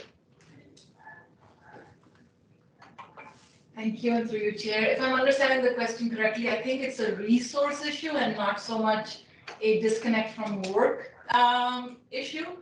So non-availability of a person. No, because it was on the statutory holiday. So they were opening up kindergarten registration on the statutory holiday in the evening. So there was nobody available to help, and the website wasn't functioning. So all of these parents were trying to register their kids for kindergarten, and they couldn't. And so they were all very upset. And there was nobody who was available to attend to the website to fix it, so that these parents were able to. But if kindergarten registration had opened the next day, which was a school day, or no, it wasn't a school day, but it was a regular business day, somebody would have been at work. So if we're going to do things like opening up registration, or we're scheduling something that we're expecting the community to be able to access, maybe those things should be scheduled during regular working hours, so that if there is sort of a back-end issue that people are going to have trouble with or could potentially have trouble with, we don't have to worry that there's not going to be anybody who's available to take care of that issue. And then we have 13 very upset parents. And before I ask you to answer that question, maybe, and this is, where does this lie? Because we're at, it's when do people expect not to reply? And whether it's a holiday and they're not expected to reply. So but it highlights three things that happened over Christmas. The first thing you mentioned, the second thing was Re-Rise version 2.0. We got the email for, that first second week of our, school shutdown, right? And we had to reply by a certain time and everyone's away. And then the link didn't work. And I think, I don't know, someone said the link didn't work. So I don't know if it falls in the work policy or we shouldn't be expecting to do work during holidays or commence any activities to be done on holidays when people have the right to, for it to be disconnected. So I don't know where this falls. I'm asking for guidance here. Where does this fall? You want me to take that? Yeah. I think some of it is also strategic planning, resource, and then having backup. So if we're going to open, in your case, as you suggested, the kindergarten registration, then we should ensure that there is access, access doesn't become an issue, which it clearly did. So I think it's a timing and not necessarily disconnect, because we could have had someone maybe on a stand. Of course, it probably would have been a cost, but nonetheless, if it was that important, I would say that it falls under the emergency, which is on page 2 of the policy in and of itself, where it says it refers to a time-sensitive situation further to a legislative, government ministry, deadline or change, or an unforeseen situation or circumstance. So I think that would qualify under that as unforeseen and unchanged. But I think that's the scheduling, sort of anticipating when to release and anticipating should there be, a worst-case scenario. So following up your two comments, so some of it does follow in, if you're going to do resources, that's part of, but at the same time, scheduling, someone needs to, who's listening to that comment in the bigger picture here in the board of operation, that don't schedule stuff when people are away and holidays or any of those kind of things. Anyway, just that's a comment. Yeah. Thank you. Through you, good questions that are being raised, and I do think that your point, Chair McDonald, is very important, that that's not necessarily what this policy is doing. This policy is talking about your regular work. What the questions that have arisen, they're very legitimate and good comments, and I can take those back outside of this policy. But what we're talking about there is more what Nasma's talking about, the terms and conditions of employment, the resourcing, planning, making sure that we're doing things at the right time so that we do have the right ability to respond as necessary. And we're also talking about, if we're having a certain service that we're providing as employees, that do we need for that particular service to have an on-call system? Do we need to have an emergency that's available 24/7 and they rotate through? Do we need to shift what regular working hours are? Those are all parts of terms and conditions of employment, and also how we actually operationally deliver the services that we're required to do. So it's not necessarily connected to the right to disconnect policy. It's more about what we do, paying homage to the right to disconnect policy from an operational language. Good. Forget that word. Yeah, so that's. Let me make a comment. The 2 weeks that we're off, I'm a little sensitive to that because my staff is back the first week in January. So we don't get 2 weeks off. And it's just that last week of December. So there may be communication that may go out only because staff are back to work. Right, and okay, so that staff, you're maybe sending emails to, let's say, various categories that you mentioned, who are off that second week, right? And then that's a disconnect that needs to be figured out and disconnect to holidays. Thank you. Trustee Bailey, did I see your hand up? And then I go to Trustee McDonald? Okay. So I'm trying to understand when your staff are, did you just say your staff are off, you're off and your staff are working, or you're off and your staff are not working? I could be off, but I wasn't off, but my staff come back. So there's a difference in how the work is structured for 10-month employees and 12-month employees, and not everyone who is a school-facing staff gets the 2 weeks in December and January. Okay, So that's an educator model of 194 school days. So teachers get it, any school-based staff, mostly school-based staff, they have the 2 weeks off. Okay, so it's when you're planning your communication and your staffing, you're planning it based on who's on or who's off? Correct. So Who's available and what is their normal regular work structure? So if you are not available, for instance, or if you must send an email on a Saturday or a Sunday, there should be a caveat of while I'm sending this to you, it may be urgent for you, but you're not expecting a response until the person returns to their normal, regular working.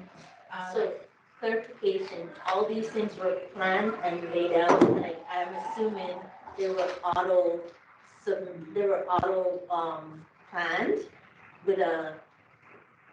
you'll send on this date and the staff were then off.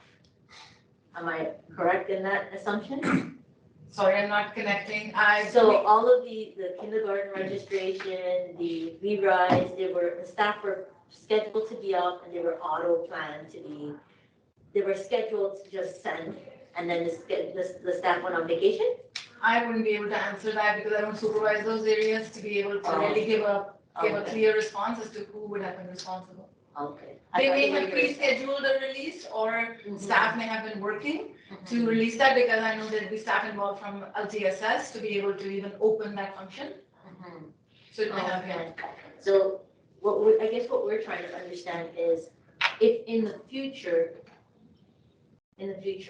all of those things, because kindergarten, as a parent, you look forward to that and you want to talk to somebody if there's an issue, right?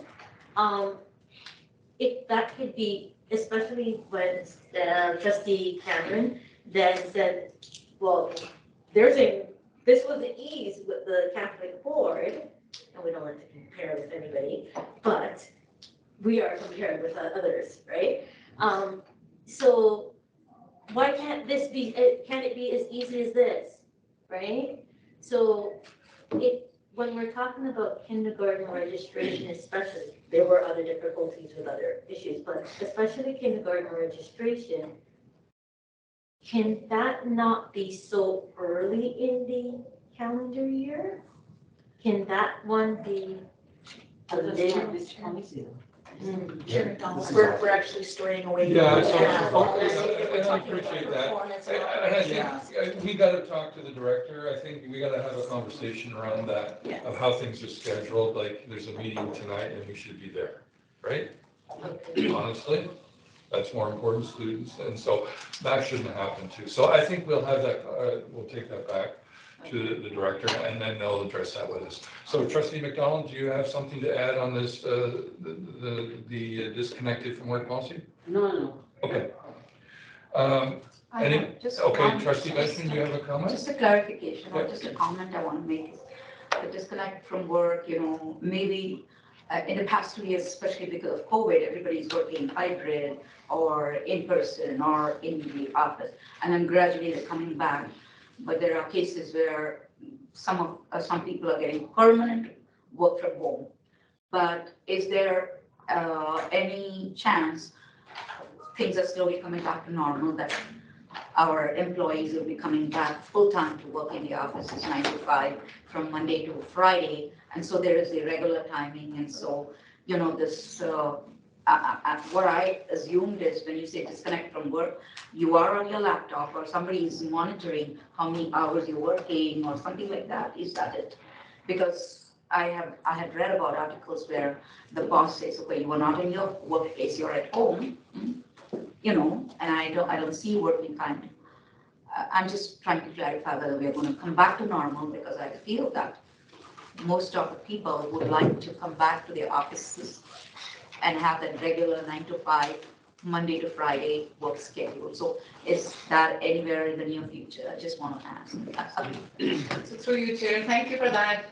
We have been back since September. So staff have been back, but they also have an option as a benefit for some flex time so that there is that work-life balance and so that for us to remain competitive even in the market, because we know right now there's a lot of competition and it's an employees market. So a good balancing act, and that option is available to staff on an ongoing basis, but we have returned to work. Good to know. Thank you. So, not seen any more comments. I'll have one question, or no, it's more a comment. 4.E, inquiries from the public and from the trustees will be responded to during the recipient employee's working hours. And, when a public person, we get the emails from parents all the time, right? And they're emailing right after school, at night, middle of the night, on the weekend, what have you. And so this is an important statement, and I just want to float out that, is that important enough? Is it stressed enough? Should it be higher up in the list? That, we'll do our endeavor best, as Trustee Davies said. My job starts after 5 for a trustee. I'll try to work during the day, but after 5, and I'm calling on weekends, and I'm working weekends. So I don't know how the public get engaged, but we want to stress to them that we're not, because everyone wants immediate response. Why didn't you respond right away? And I mean, I get that in my voice messages, I get that in emails, etc. So does that just thrown out there, cover that enough? I'll just leave it. No, go ahead, I'll go up. Thank you for the question, and for you. It's really about setting the expectations. So this policy sets the expectation that staff have that right to disconnect. The second part of this is not necessarily in this policy, but elsewhere, is creating expectations of service delivery. So there's a difference between the employee's right to disconnect and expectations of service delivery. And that's a big distinction that we have to be careful of. So when you're responding, saying things like, it is normal practice of PDSB, and I don't know if this is what our service level standards are, but it could be within 48 hours or within 24 hours. That sets the expectations for the public when they're making an inquiry, as opposed to creating the expectation that, and part of that is on the trustees to set that expectations for the public. So if you're prepared to respond at midnight, the expectation is that when you forwarding that the public is, staff has 48 hours or 24 hours to be able to respond. So it's the difference between the right to connect for the employee versus service delivery expectations. Thank you, and that does remind me, we do have a policy on how public engages and the escalation and process. I just don't know if it talks about the right to this kind of disengagement, or if there's a service component that expect a response, especially if on a weekend, 24 hours, well, it's a weekend, so I think that's probably something we need to look in the governance committee to have a look at that in that policy. But thanks, that's a very good point. Thank you. Any other comments before we come to putting this to a vote? So we have it on the floor. Do I have a seconder? Sorry, do you have another comment? Oh, sorry, Trustee Kat McDonald left the room. We still have quorum. Okay. Still have quorum, so, yeah. Okay. So I have a seconder, Trustee Clark. So all those in favor of this, thank you. Here we go. Thank you. We're now on 7.3. Trustee staff relation policy. So that will be, Catherine, you introduce this to us? Yes, thank you so much. And through you. Before you this evening is a draft of a trustee staff relations policy. The purpose of the policy is to guide the nature of the working relationship between members of the Peel District School Board of Trustees and the Peel District School Board staff, to promote productive and respectful interactions and communications in a consistent, fair, and reasonable manner. While the trustee code of conduct governs behaviors between yourselves as trustees, this policy extends to providing guidance as to how trustees and staff interact. It also augments the procedure bylaw that does outline some roles and responsibilities of staff and trustees. The policy applies to all members of the Board of Trustees and to all staff of PDSB. This policy is to be applied wherever and whenever interactions occur, on site, at schools, facilities, offices, or even off site, or at any location both during regular and off hours. It's really important to note that this policy is not intended to inhibit a member of the Board of Trustees from carrying out their duties. This isn't a way to limit your ability to perform your duties, but rather a guide in how to perform those duties when and as they require interaction with staff. The Education Act does not require a policy such as this, but it is a tool of good governance to create a positive environment and foster good relations between trustees and staff, and promote the common interests for the well-being of the Peel District School Board community, including at the forefront, of course, the students. The policy demonstrates that commitment to respectful and productive relationships between and amongst members and staff in their respective roles established by statute, bylaws, policies, procedures, and operating conventions. This policy is based on principles to guide those relationships. And those principles include, number one, all members are equal. The Board of Trustees is the collective governing body of the PDSB. The Board of Trustees are the policy and strategic decision-making authority for PDSB. Its decision-making authority rests with the entire Board of Trustees and not with individual trustees. Only the Board of Trustees as a whole has the authority to direct staff to carry out specific tasks or functions. Secondly, mutual respect. Members of the board as a whole exercise fiduciary, strategic, policy, and representative responsibilities concerning the operations of the board in partnership with an administration that is neutral, objective, and professional. Staff acknowledges the representative strategic direction setting and policy-making role of the board of trustees while maintaining responsibility for management of daily operations.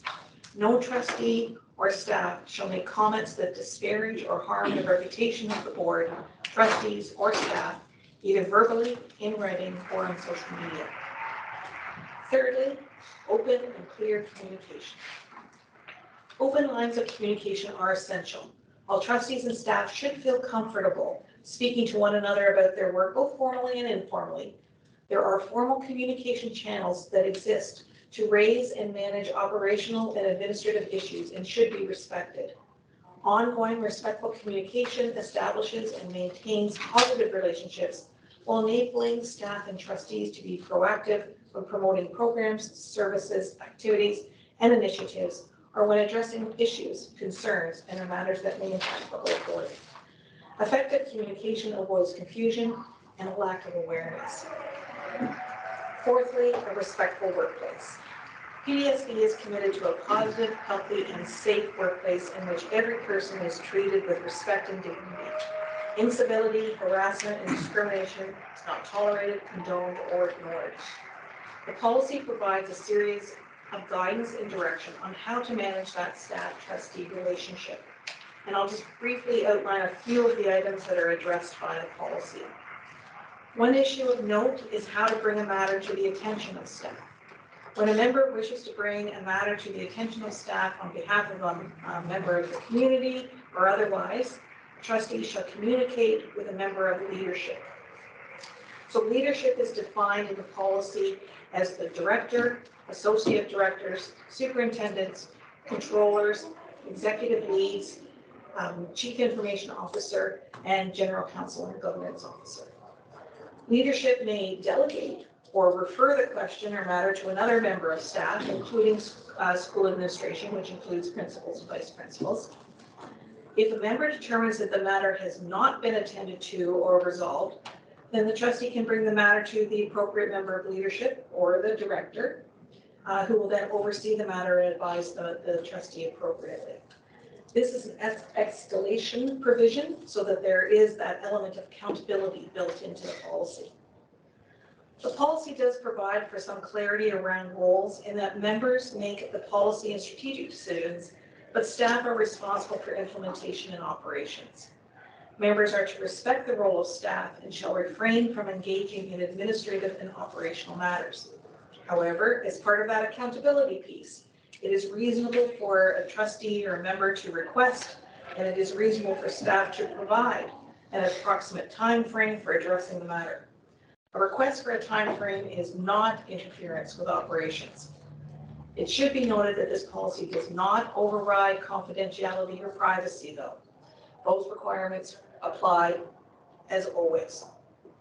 As was discussed at the orientation sessions, trustees only have access to the same information that is available to the public. There are no special rights of information for trustees. So having said all of that, members shall refrain from requesting or expecting a waiver of standard processes or procedures in their dealings with staff. Matters received from members will receive the same priority as those received from the community and will be responded to in accordance with standard operating procedures and conventions. The flow of information and communication is two-way.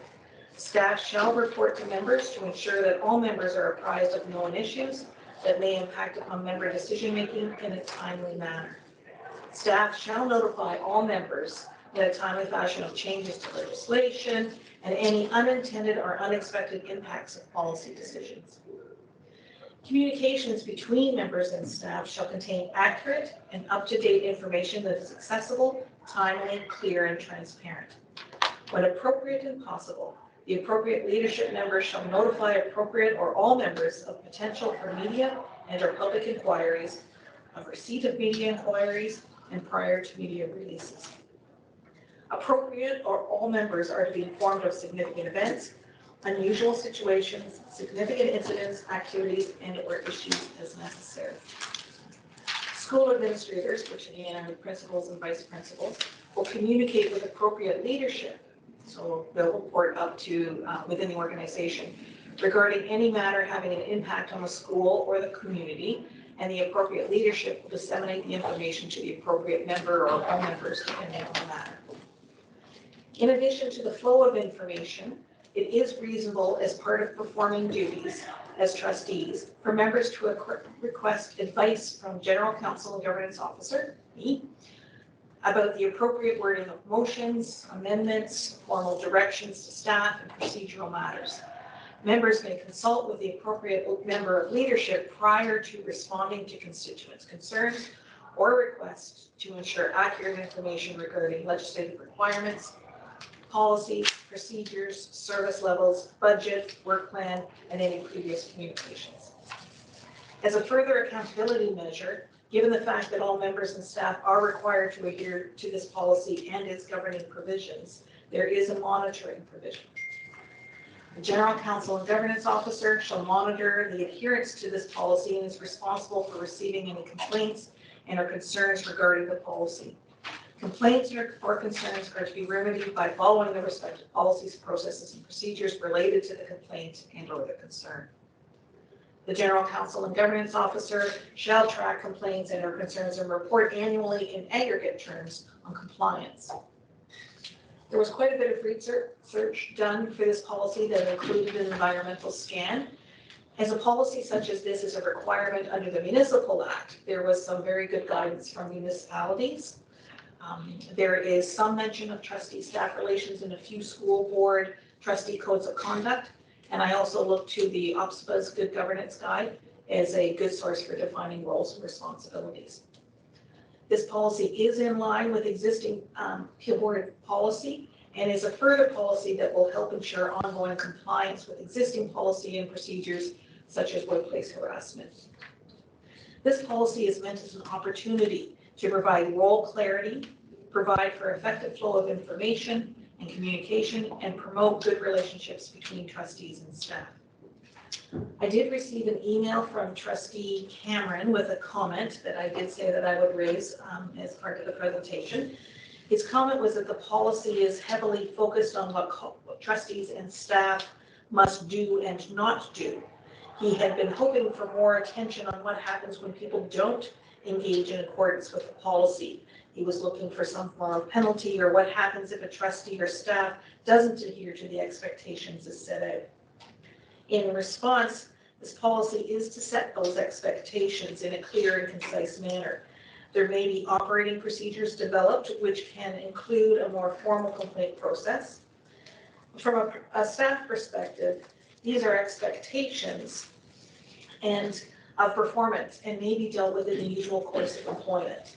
With respect to trustees, I think it's a good example of why the trustee code of conduct may likely, when it's up for review, may be expanded beyond just applicable to trustee behavior to trustee, and could be expanded to permit complaints from not only trustees, but also from staff or the public. We will be looking at the code of conduct later in this term after we've had a chance to review the trustee code of conduct that was just passed at the start of this term and how it's operationalized. So more compliance will follow as we experience together this policy, the trustee code of conduct, and work together throughout the term. And with that, I'm happy to take any questions. Thank you, Catherine, much appreciated. So I saw a hand here with trustee Alves. Through your chair, McDonald, I have a couple of questions. The first is I think I would like to propose an amendment to the definitions for leadership to include the directors of department.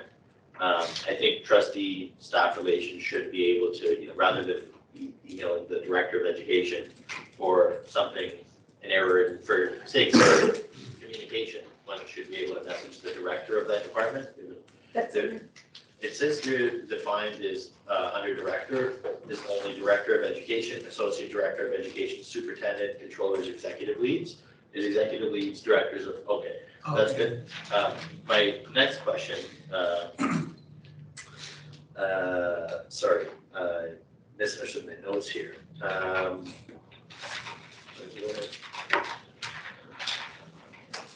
You might have to come back to me. My next question is relating, sorry, so did this policy exist before today? No, it did not. Brandon. And it's, just for my own clarity, sorry if I misunderstood, we're mandated to incorporate this policy? We're not? Oh, okay. Just like I don't want to disagree. Through you, thank you for the question. No, there is nothing in the Education Act that requires there to be a policy such like this. There is in the Municipal Act, but there is not in the Education Act. So this is something that I brought forward based on trying to establish a framework for good governance for the organization as per the ministry directives related to good governance. And my last question, it'll tie into that one. Has the Governance Council hadn't received any complaints on trustee staff relations or? Through you, Mr. Chair, I have, yes, received complaints, but in an informal way, not pursuant to the policy because the policy isn't in place yet, but yes. Okay. So, good. Okay, please, one at a time. Okay. I might come back to you. Yeah, okay. Yes, trustee Clark. Okay, you have my introduction, I'm trying to remember what I was about to say. So there is a procedure in place for when somebody has a complaint and where, how that is handled, like. So through you, Mr. Chair, there is not an existing complaint process for staff to raise issues with trustee relations with them. Yeah. However, there is the trustee code of conduct that is for trustees. Right now, complaints are suspended during supervision. Yeah. But there is the ability, the trustee code of conduct is there for trustees. Yeah, thank you. Okay, yes, trustee Alves.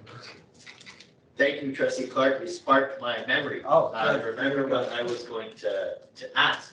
So part of this policy mentions that we're privy to information that, sorry, I'm trying to remember how you phrased it. You're speaking to principals and vice principals, and you mentioned that, should something come up that we, should be privy to, that entitled is the wrong word, but we're entitled to receive that information. Is that already existing before this policy? Does that provision exist before this policy? Through you, Mr. Chair, there's nothing formal in place that sets that out. There are practices and there are protocols, but they're not sort of written down.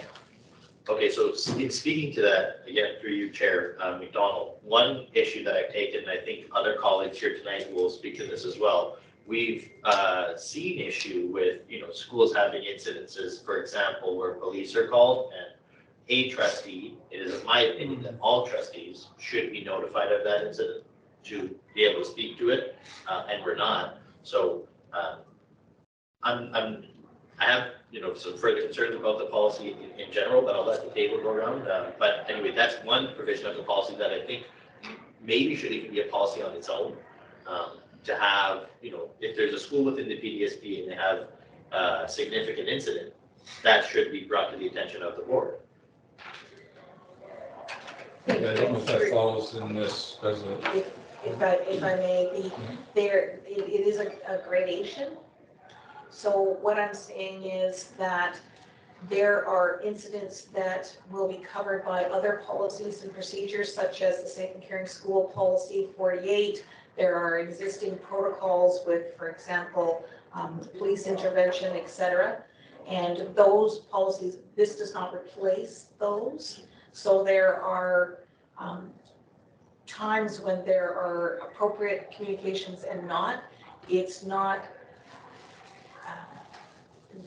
really part of this policy. What this policy is doing is setting out the expectations, and the expectation is that in compliance with those other policies, then there's going to be appropriate communications. So if you're looking for something further, then yes, that would be a different kettle of fish. But again, I think it comes down to performance. I think we might have to, I don't know again, for you, Chairman, you maybe can advise on how we can look into having that policy, because I can tell you, this week I was playing catch up. I found out of an incident that happened in December where the police were involved, and now it's all over my social media. And I spoke to you about it earlier today, but we're not being notified. So. Yeah, I think that goes beyond this policy. Yeah. But I think that's a relationship that the board of trustees have with our own employee, the director, and we set expectations with our employee that we expect to be this notified or whatever, that kind of stuff. Am I right with that? Yes, that's the conversation? Exactly right. Okay, but good point. Thank you, Trustee. Trustee McDonald? I was just going to say, I realized that this is not a really, Trustee Alva's question, right, or concern doesn't relate to this policy, but I'm just saying, historically, from having a trustee, if there's an incident regarding your school, the trustee of the school has been notified. It has never been a practice of notifying all trustees. Right. So that's something that we may want to change at a different time. Yeah.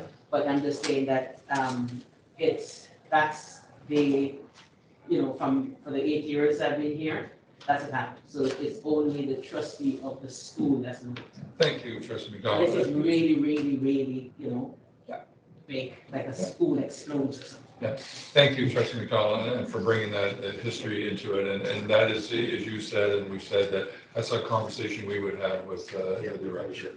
I think if we want to widen that to, you start thinking, well, should we be having a report on a monthly, annual basis of all the series? That's a wonderful idea. So anyway, I digress. I apologize. Let's focus on questions here. Trustee Bailey, you had a question, and I'll come to Trustee McDonald. Because I put my hand first. Okay. I'll forget, because that's what Trustee McDonald said. And I add to that, because we, as a trustee of a particular family of schools, we are informed whenever something happens. But, in another family of schools, something different happens.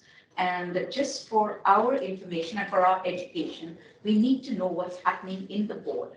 Because as somebody pointed out, it comes on social media. And somebody asks you, you have friends, you have relatives, what is happening in the PDSP? We don't know. So at least a little notification to the trustees that be aware that this incident happened would be kind of good for us to know. Right, and I appreciate that. Yeah. So I wish, Chair Green was here, because, that's the kind of conversation he would have with the director and then bring our feedback to. But I will mention that to him. And I assume Kathy will be doing the same. No, Chair McDonald, I've already spoken to him about Okay. this issue. I'll do it too. Thank you. Trustee Bailey. Through you, Chair. Question. Can you clarify, in other boards, are there similar policies to this?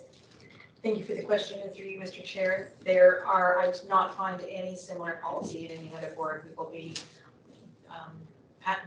sort of working a path for good governance. So we'd be the only ones that have, we're the only ones under supervision and we're the only ones that have this. One of the reasons for the supervision was governance. Yeah. Okay, and then, so also, other thing is, you kind of suggested that this is a part of the, because of one of the recommendations? Did you Directive suggest that? 5, Directive 5, in the preamble it says Directive 5, sorry. That is correct, thank you, and through you.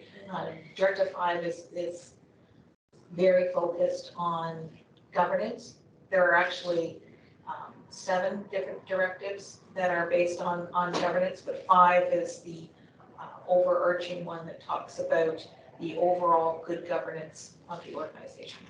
If you want me to read Directive 5 for everyone's benefit, the board shall retain on a temporary basis the services of an external parliamentarian governance expert to establish procedures and practice for effective, respectful, and transparent governance. That's the first paragraph. There's 2 more, but I think that kind of sums that comment. Or I can read more if you want more. Okay. Okay. Just for a little teaser for what's going to come to next week's board meeting, there's a report on Directive 5.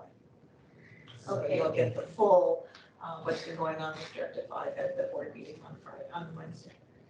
I'm excited for the meeting. Any other questions, Trustee Daly? Any other questions? So I'll just throw mine in here, and I'll just come to the page 4 point something, right at the end, 5.2. So you raised one question. Previous to the trustee code of conduct, our previous one, staff and public could file a complaint. So you're saying now, I just can't remember, read it, now it's only trustees can file it. Okay. That's correct. Perfect. So that explains the conversation that you're bringing in. So 5.2, and this policy, so it's not meant to be trustee to trustee conversation in here. So it's really the interaction between staff and both sides of it. Okay, so this reporting, is it in public then, a report? Or is this considered a private matter that is personal? Or this annual report? The report would be public. Okay. That's why it's specific in the paragraph to say in aggregate terms. So Right. it's not a discussion about, trustee so-and-so did this to staff X. This is about, in general, there were 7 instances of complaints registered in 2023. So Okay. it's aggregate data as opposed to personal information. And so and that's good. But, so we have complaints, but, right now it goes nowhere, does nothing, and there's no kind of process to resolve it other than just we work as better individuals and try to work it out. But sometimes you need an intermediate to help that. Do you think this should be in the policy? Thank you for the question and through you. Yeah. No, I think that's a procedure, a complaint procedure. It could fall under this policy. This provides the opportunity for that procedure. That's why I specifically said that if we change the trustee code of conduct, then that procedure would change. But the tenets and the principles contained in the policy remain the same. Thank you. And I'm going to reference Trustee McDonald, your director at OPSPA. And this is the first time I heard a board. Do you think we should be having OPSPA to look at this, to give their perspective and see if they've been thinking or tackling or have their perspective on this? You could, other boards have, I wouldn't say agreements, like a sort of informal direction of how trustees interact with staff. But I think why I think it would be prudent to adopt it is that we are under supervision for a reason, right? And I think that we should be seen as willing to do positive changes, because I don't see, like, it's nothing, like, I think detrimental to our role. It's not inhibiting us from doing our role. I think it's a guideline and it helps us to perform our role better. So we understand the parameters about how we should be operating. And I think it's important for, us as a board going forward. Absolutely, I agree that this is a policy we need. I was just saying, do you think we should just have OSFA just look at it and maybe they have some points to add or maybe clarify that they've experienced, because, this is, an important, I don't know, maybe you've done that already. I just want to bring that into the conversation because, we're one of 72 and there's, sometimes the wheel, you don't have to reinvent the wheel, but in this case, we are making the new wheel in this policy, but sometimes having other people bring their experience into it. Thank you for the point and observation. And I have had several discussions with Supervisor Rodriguez about this. And his recommendation was for when it's passed to provide it to OSFA as an example. So he was very much in favor of sending it to them as a show of the board's good governance practices. Okay, thank you so much for that. Thank you, Trustee McDonald, for your input. Thank you. Through you, Chair. I think I agree with your earlier point. I think it would be prudent for us to send beforehand, just again for feedback or additional consideration, just before we agree on it. I think there might be a different lens that they can provide that perhaps we haven't taken into consideration before adopting. And then the only other consideration I wanted to talk about was regarding complaints, but what of those complaints will we be, I didn't say anything about sharing the resolution of them.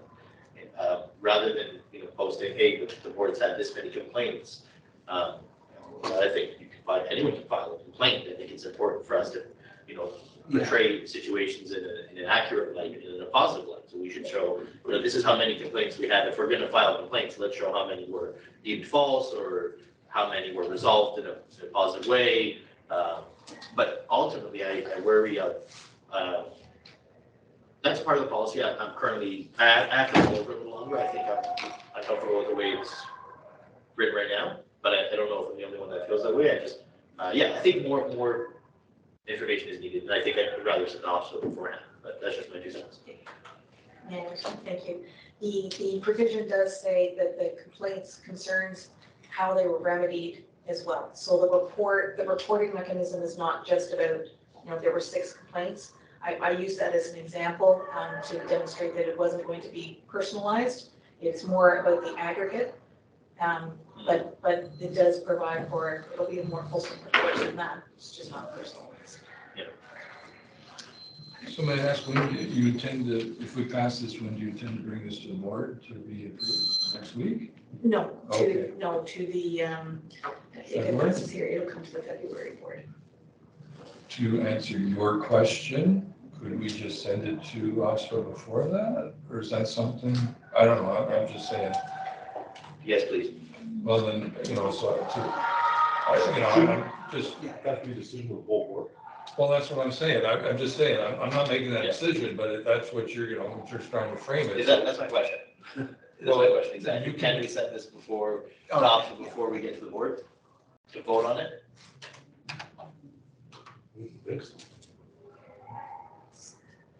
Just so I'm clear, thank you through you, Mr. Chair, you want to not recommend this to go to the board, or is the motion to recommend that it goes to the board on the condition that it's sent to OSFA first?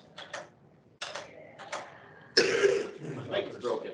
Oh, is it better? The latter. So I'd like to accept it to go to the board, but under the condition that it goes to OSFA beforehand. Okay.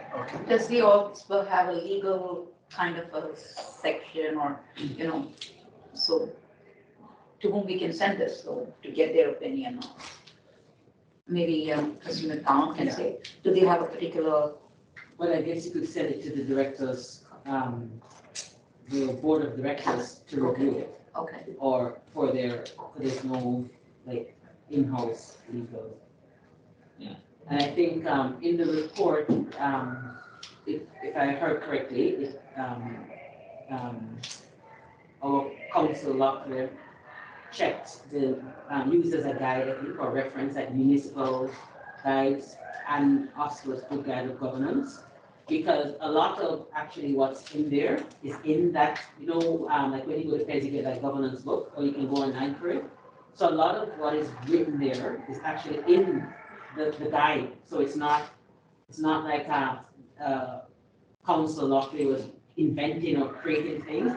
It was simply, I think, just documenting what we should be doing and putting it in a formal policy. Because a lot, like even some of her phrasing, like that's in the guide. That's what we're supposed to be doing. So I think we'll probably get it director's council. I don't think it's going to be earth shattering because it's, in my opinion and with my experience, it's actually what we're supposed to do. And it's in the guide. Like if you read the guide, it's there. So. And in the long run, it'll be useful to other boards. So my concern is that committees can just send stuff to Oslo. Like if we allow this here, that a committee can just send whatever they want to Oslo without the board's approval. Well, for clarification on my point, my reasoning for sending this there is to get the experience and foresight of our colleagues that sit on that board from different regions to see how we will be pioneering this policy, for lack of a better word. We'll be leading the charge. So I'd like to see what they have to say about this policy as they look to implement it in their schools. Before we take it ours. One person at a time, please. Yeah, before we take it ours. Okay, so. No, my concern is that then what you are saying now is that any committee of this board can send stuff to OSPA without the approval of the whole board. I see. Okay, so like, let's just say there's another committee that just thinks something up off the top of their head. They can send that to OSPA without our permission and embarrass us. Okay, Trustee McDonald. And I would like to say, you made a comment about that we're not creating anything. Everything that's in that policy, half of it is in, like 90% of it, more than half, is in the actual good governance guide. It is things that we're supposed to be doing. So to Trustee Davies' comment, it's, they would say, why are we sending it to them? Because this is what we're supposed to be doing. It's not like saying we're creating a guide for, people in a swimming pool or something that has never been done or space travel. This is what the role of a trustee is, and it's just being placed in a policy. That's because everything that was said is what we are supposed to be doing. So there's nothing earth-shattering or, in my opinion, life-changing.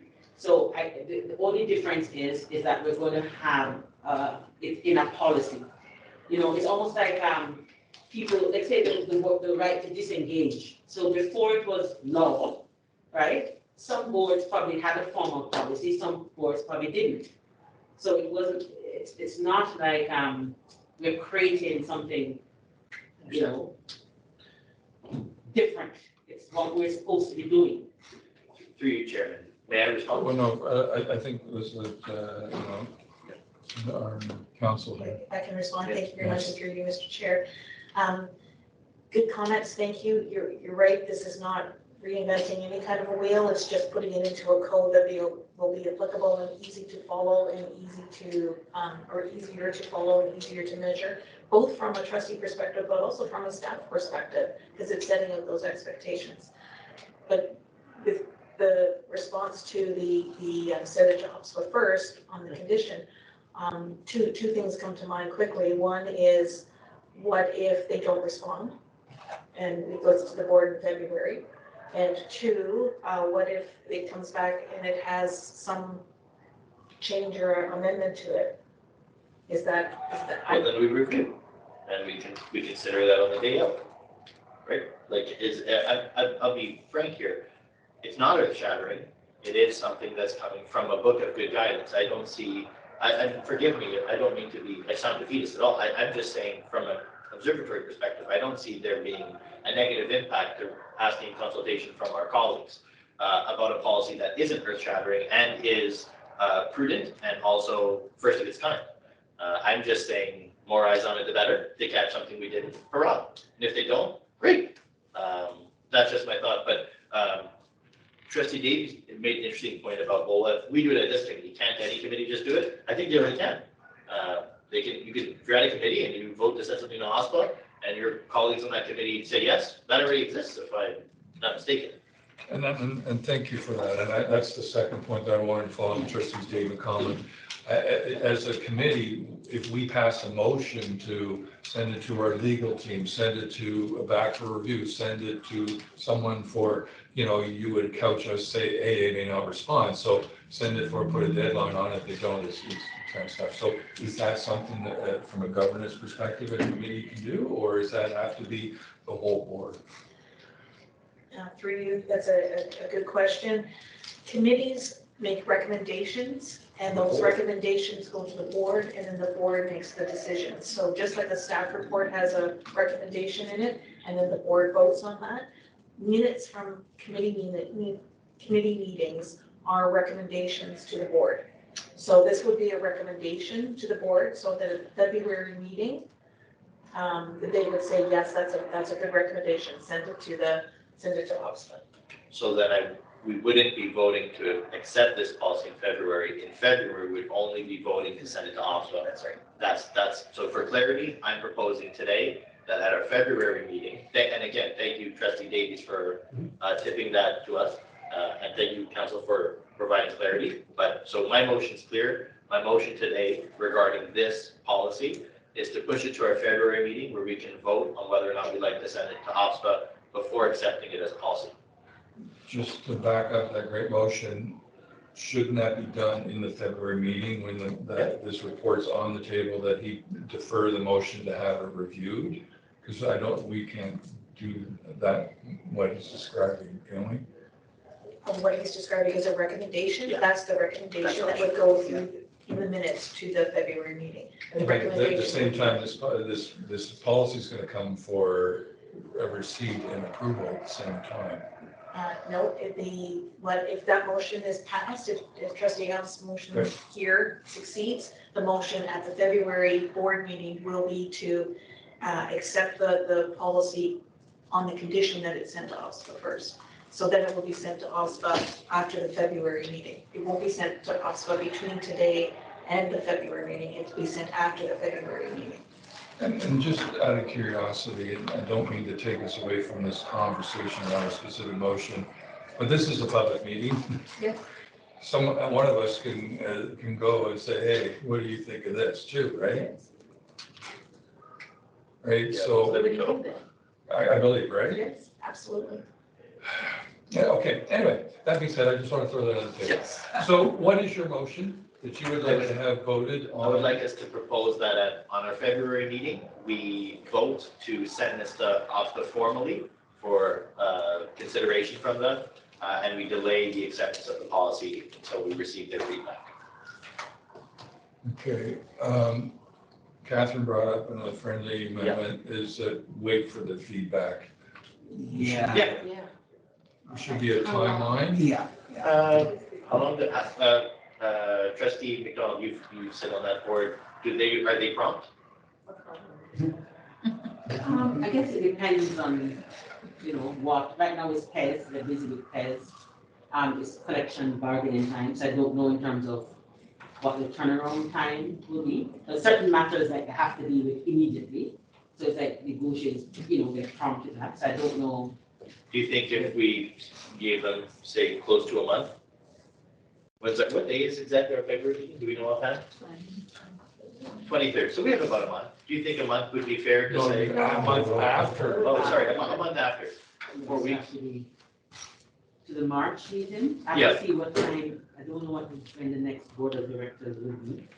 Because again, are you asking the board of directors to vote on it, or you just want? Just consideration, the board to review the policy, provide feedback. Because we have PES next week, that's something like you can bring it to Wonderful. Kathy, and bring it to them to just look at it right there.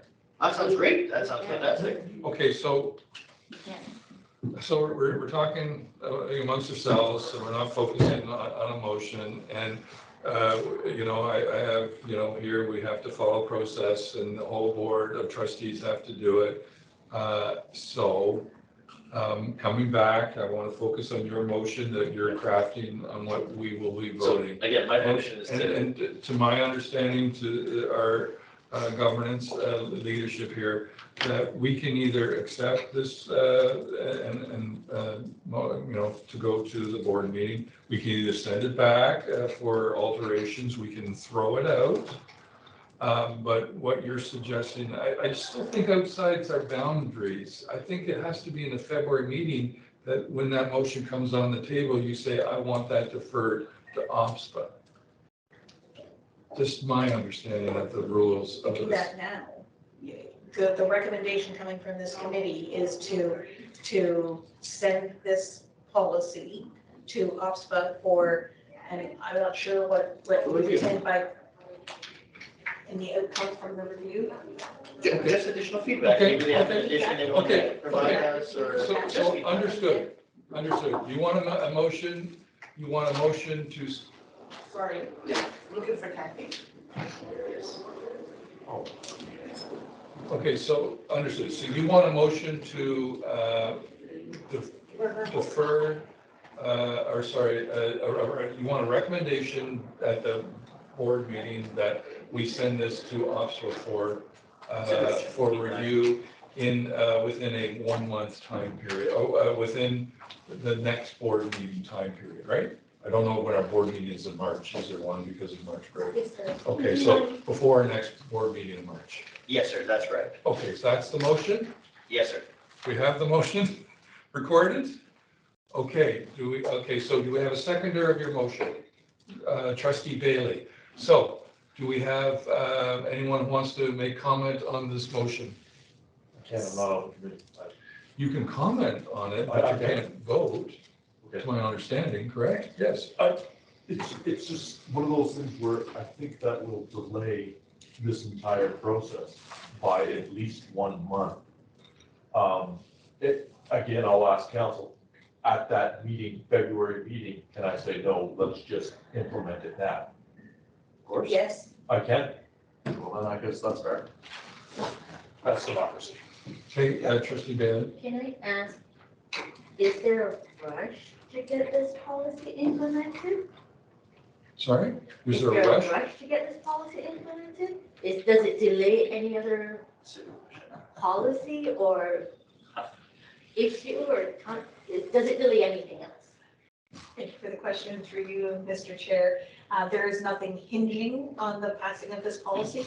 It's just the overall good governance and connected with the ministry directives. So if sending it to ASA and having them say, okay,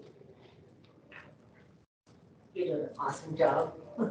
You support us to your best of your ability, you're doing a great job. But if they come back and say, we recommend that you also add this, this is our ability to add this before we pass it, right? Instead of revising the policy, get it right the first time. It's not that we have anything against the policy. Support it, 100%, but do it right the first time. Okay. Right? Any other comments? Sorry. Yeah, just one clarification. Thank you. Yep. And through you, Mr. Chair. Would it go back to the board in March or would it come back to this committee for actual recommendation to the board on the policy? Because you're not making a recommendation on the policy. So I think that it would be referred back to this committee and then it would go to the, So board it'd be through 2 the months, you'd be April. But this committee goes before, this committee's meeting is before March, before the other meetings in March, isn't it? No? What is there? Good questions?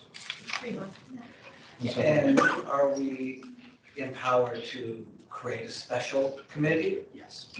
Like, could we have an emergency session? Yes. The answer to that is yes. Your chair, may I make a comment?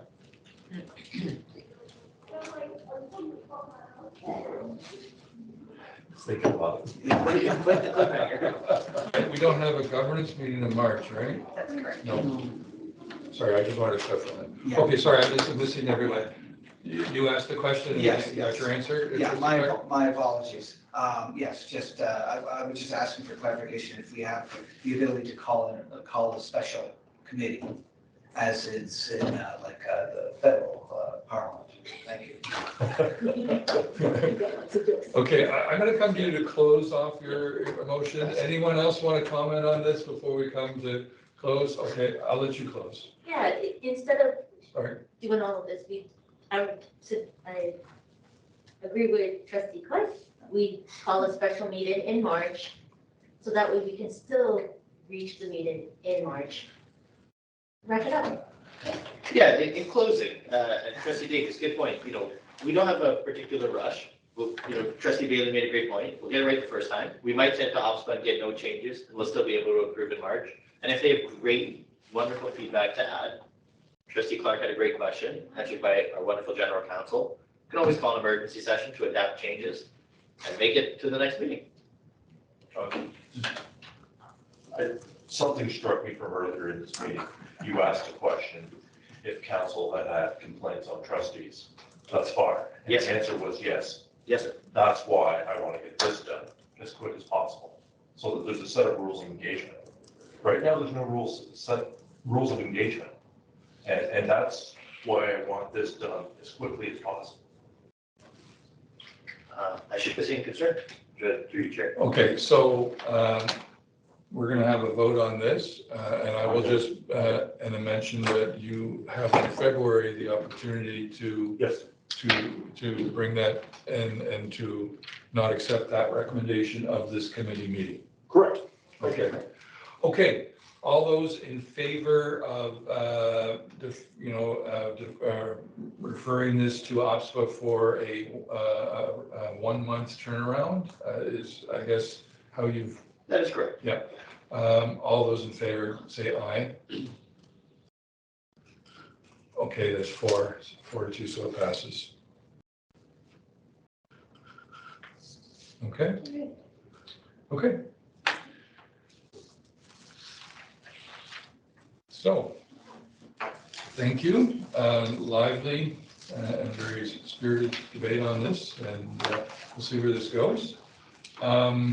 Since we finished our staff reports, and thank you so much, staff, for those, I will move. There's no trustee motions to consider introduced in a previous meeting.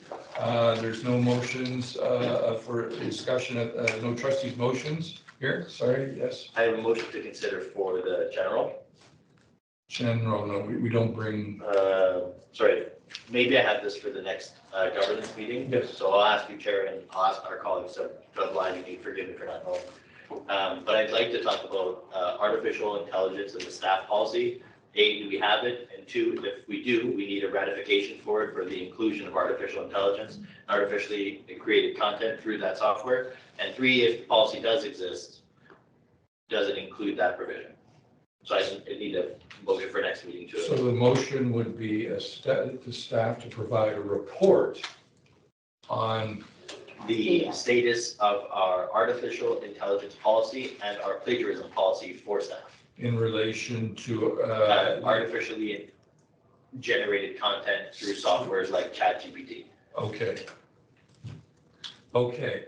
Sorry. So that will be, a verbal motion that will be put into the minutes and then put into our a voted motion next governance meeting. Correct? You could, because he's providing notice at this moment, right? So it's discussions for the next meeting. So you could vote on that notice of motion now. Okay. To say that that is something that you want at the Next meeting. As Okay. opposed to the other process, because where there's such a gap between the meetings. Yep. Okay. So thank you. Thank you for that. So do I have a seconder of this motion? Trustee Bailey. So do we have any conversation? People want to have any conversation on this? No? I don't know enough about that. I can speak to this. Yeah, so speak to what your motion is and your concern. The motion is concerning the plagiarism policy as it exists the widely accepted definition for plagiarism, respecting artificial intelligence, is that content or communications pieces created by a machine that produces organic content through coding of artificial intelligence isn't something that comes up as plagiarism. And the reason I'm bringing up this policy is, imagine we had, for example, an external communication produced by the PDSB done by the software. A member of the public could take that language and define whether or not it was produced by staff or produced by copy and paste through an online machine. It could create a problem down the line for the PDSB, but more so, it's the catalyst for us to then discuss at a different committee, perhaps curriculum, the plagiarism policy for staff, for students, but also how do we incorporate things like this in curriculum, but that's a different conversation. So in short, it's just to amend our current plagiarism policy or perhaps institute one. And I just add, just to expand what this is, I don't know if you heard or played with Chat GPT. Have you heard of that? So it's very interesting. And if you have kids who in school, they can say, give me an essay, 1,000 words on how this XY stuff happened. And it will give you something that is extremely legible and very informative. And you can even type it down and say, from a perspective of a grade 6. And, you know, and so, okay, that's what can happen from this. So it's not something getting off the internet, it's actually creating it for you. But there are other programs that say, take that content and confirm that that came from an artificial source or someone actually researching it and in the roads writing it. So that's just some background. Excuse me, point of order. Okay. For the notice of motion we discussed, it's just like you put a notice of motion and then it's yea or nay, and then we move on, no? No, so what we were going to do a notice of motion, but then, our council said that we could make this a request to have an actual motion to have staff do the report. Oh, so no. So now we're discussing about, do we want a report at our next meeting to discuss about how you considered this and how is this going to implement plagiarism and other kind of concerns. Anyway, so I just wanted to clarify. So do you have any comments on that or any? Okay, so we closed the discussion. Yes, sir. Okay, so we're going to have a vote on this motion to bring this a report request from staff next meeting. All those in favor? Thank you. Thank you. So, other than that, do I have a motion, someone to put on the floor to adjourn? Trustees, everyone? All those in favor? Aye.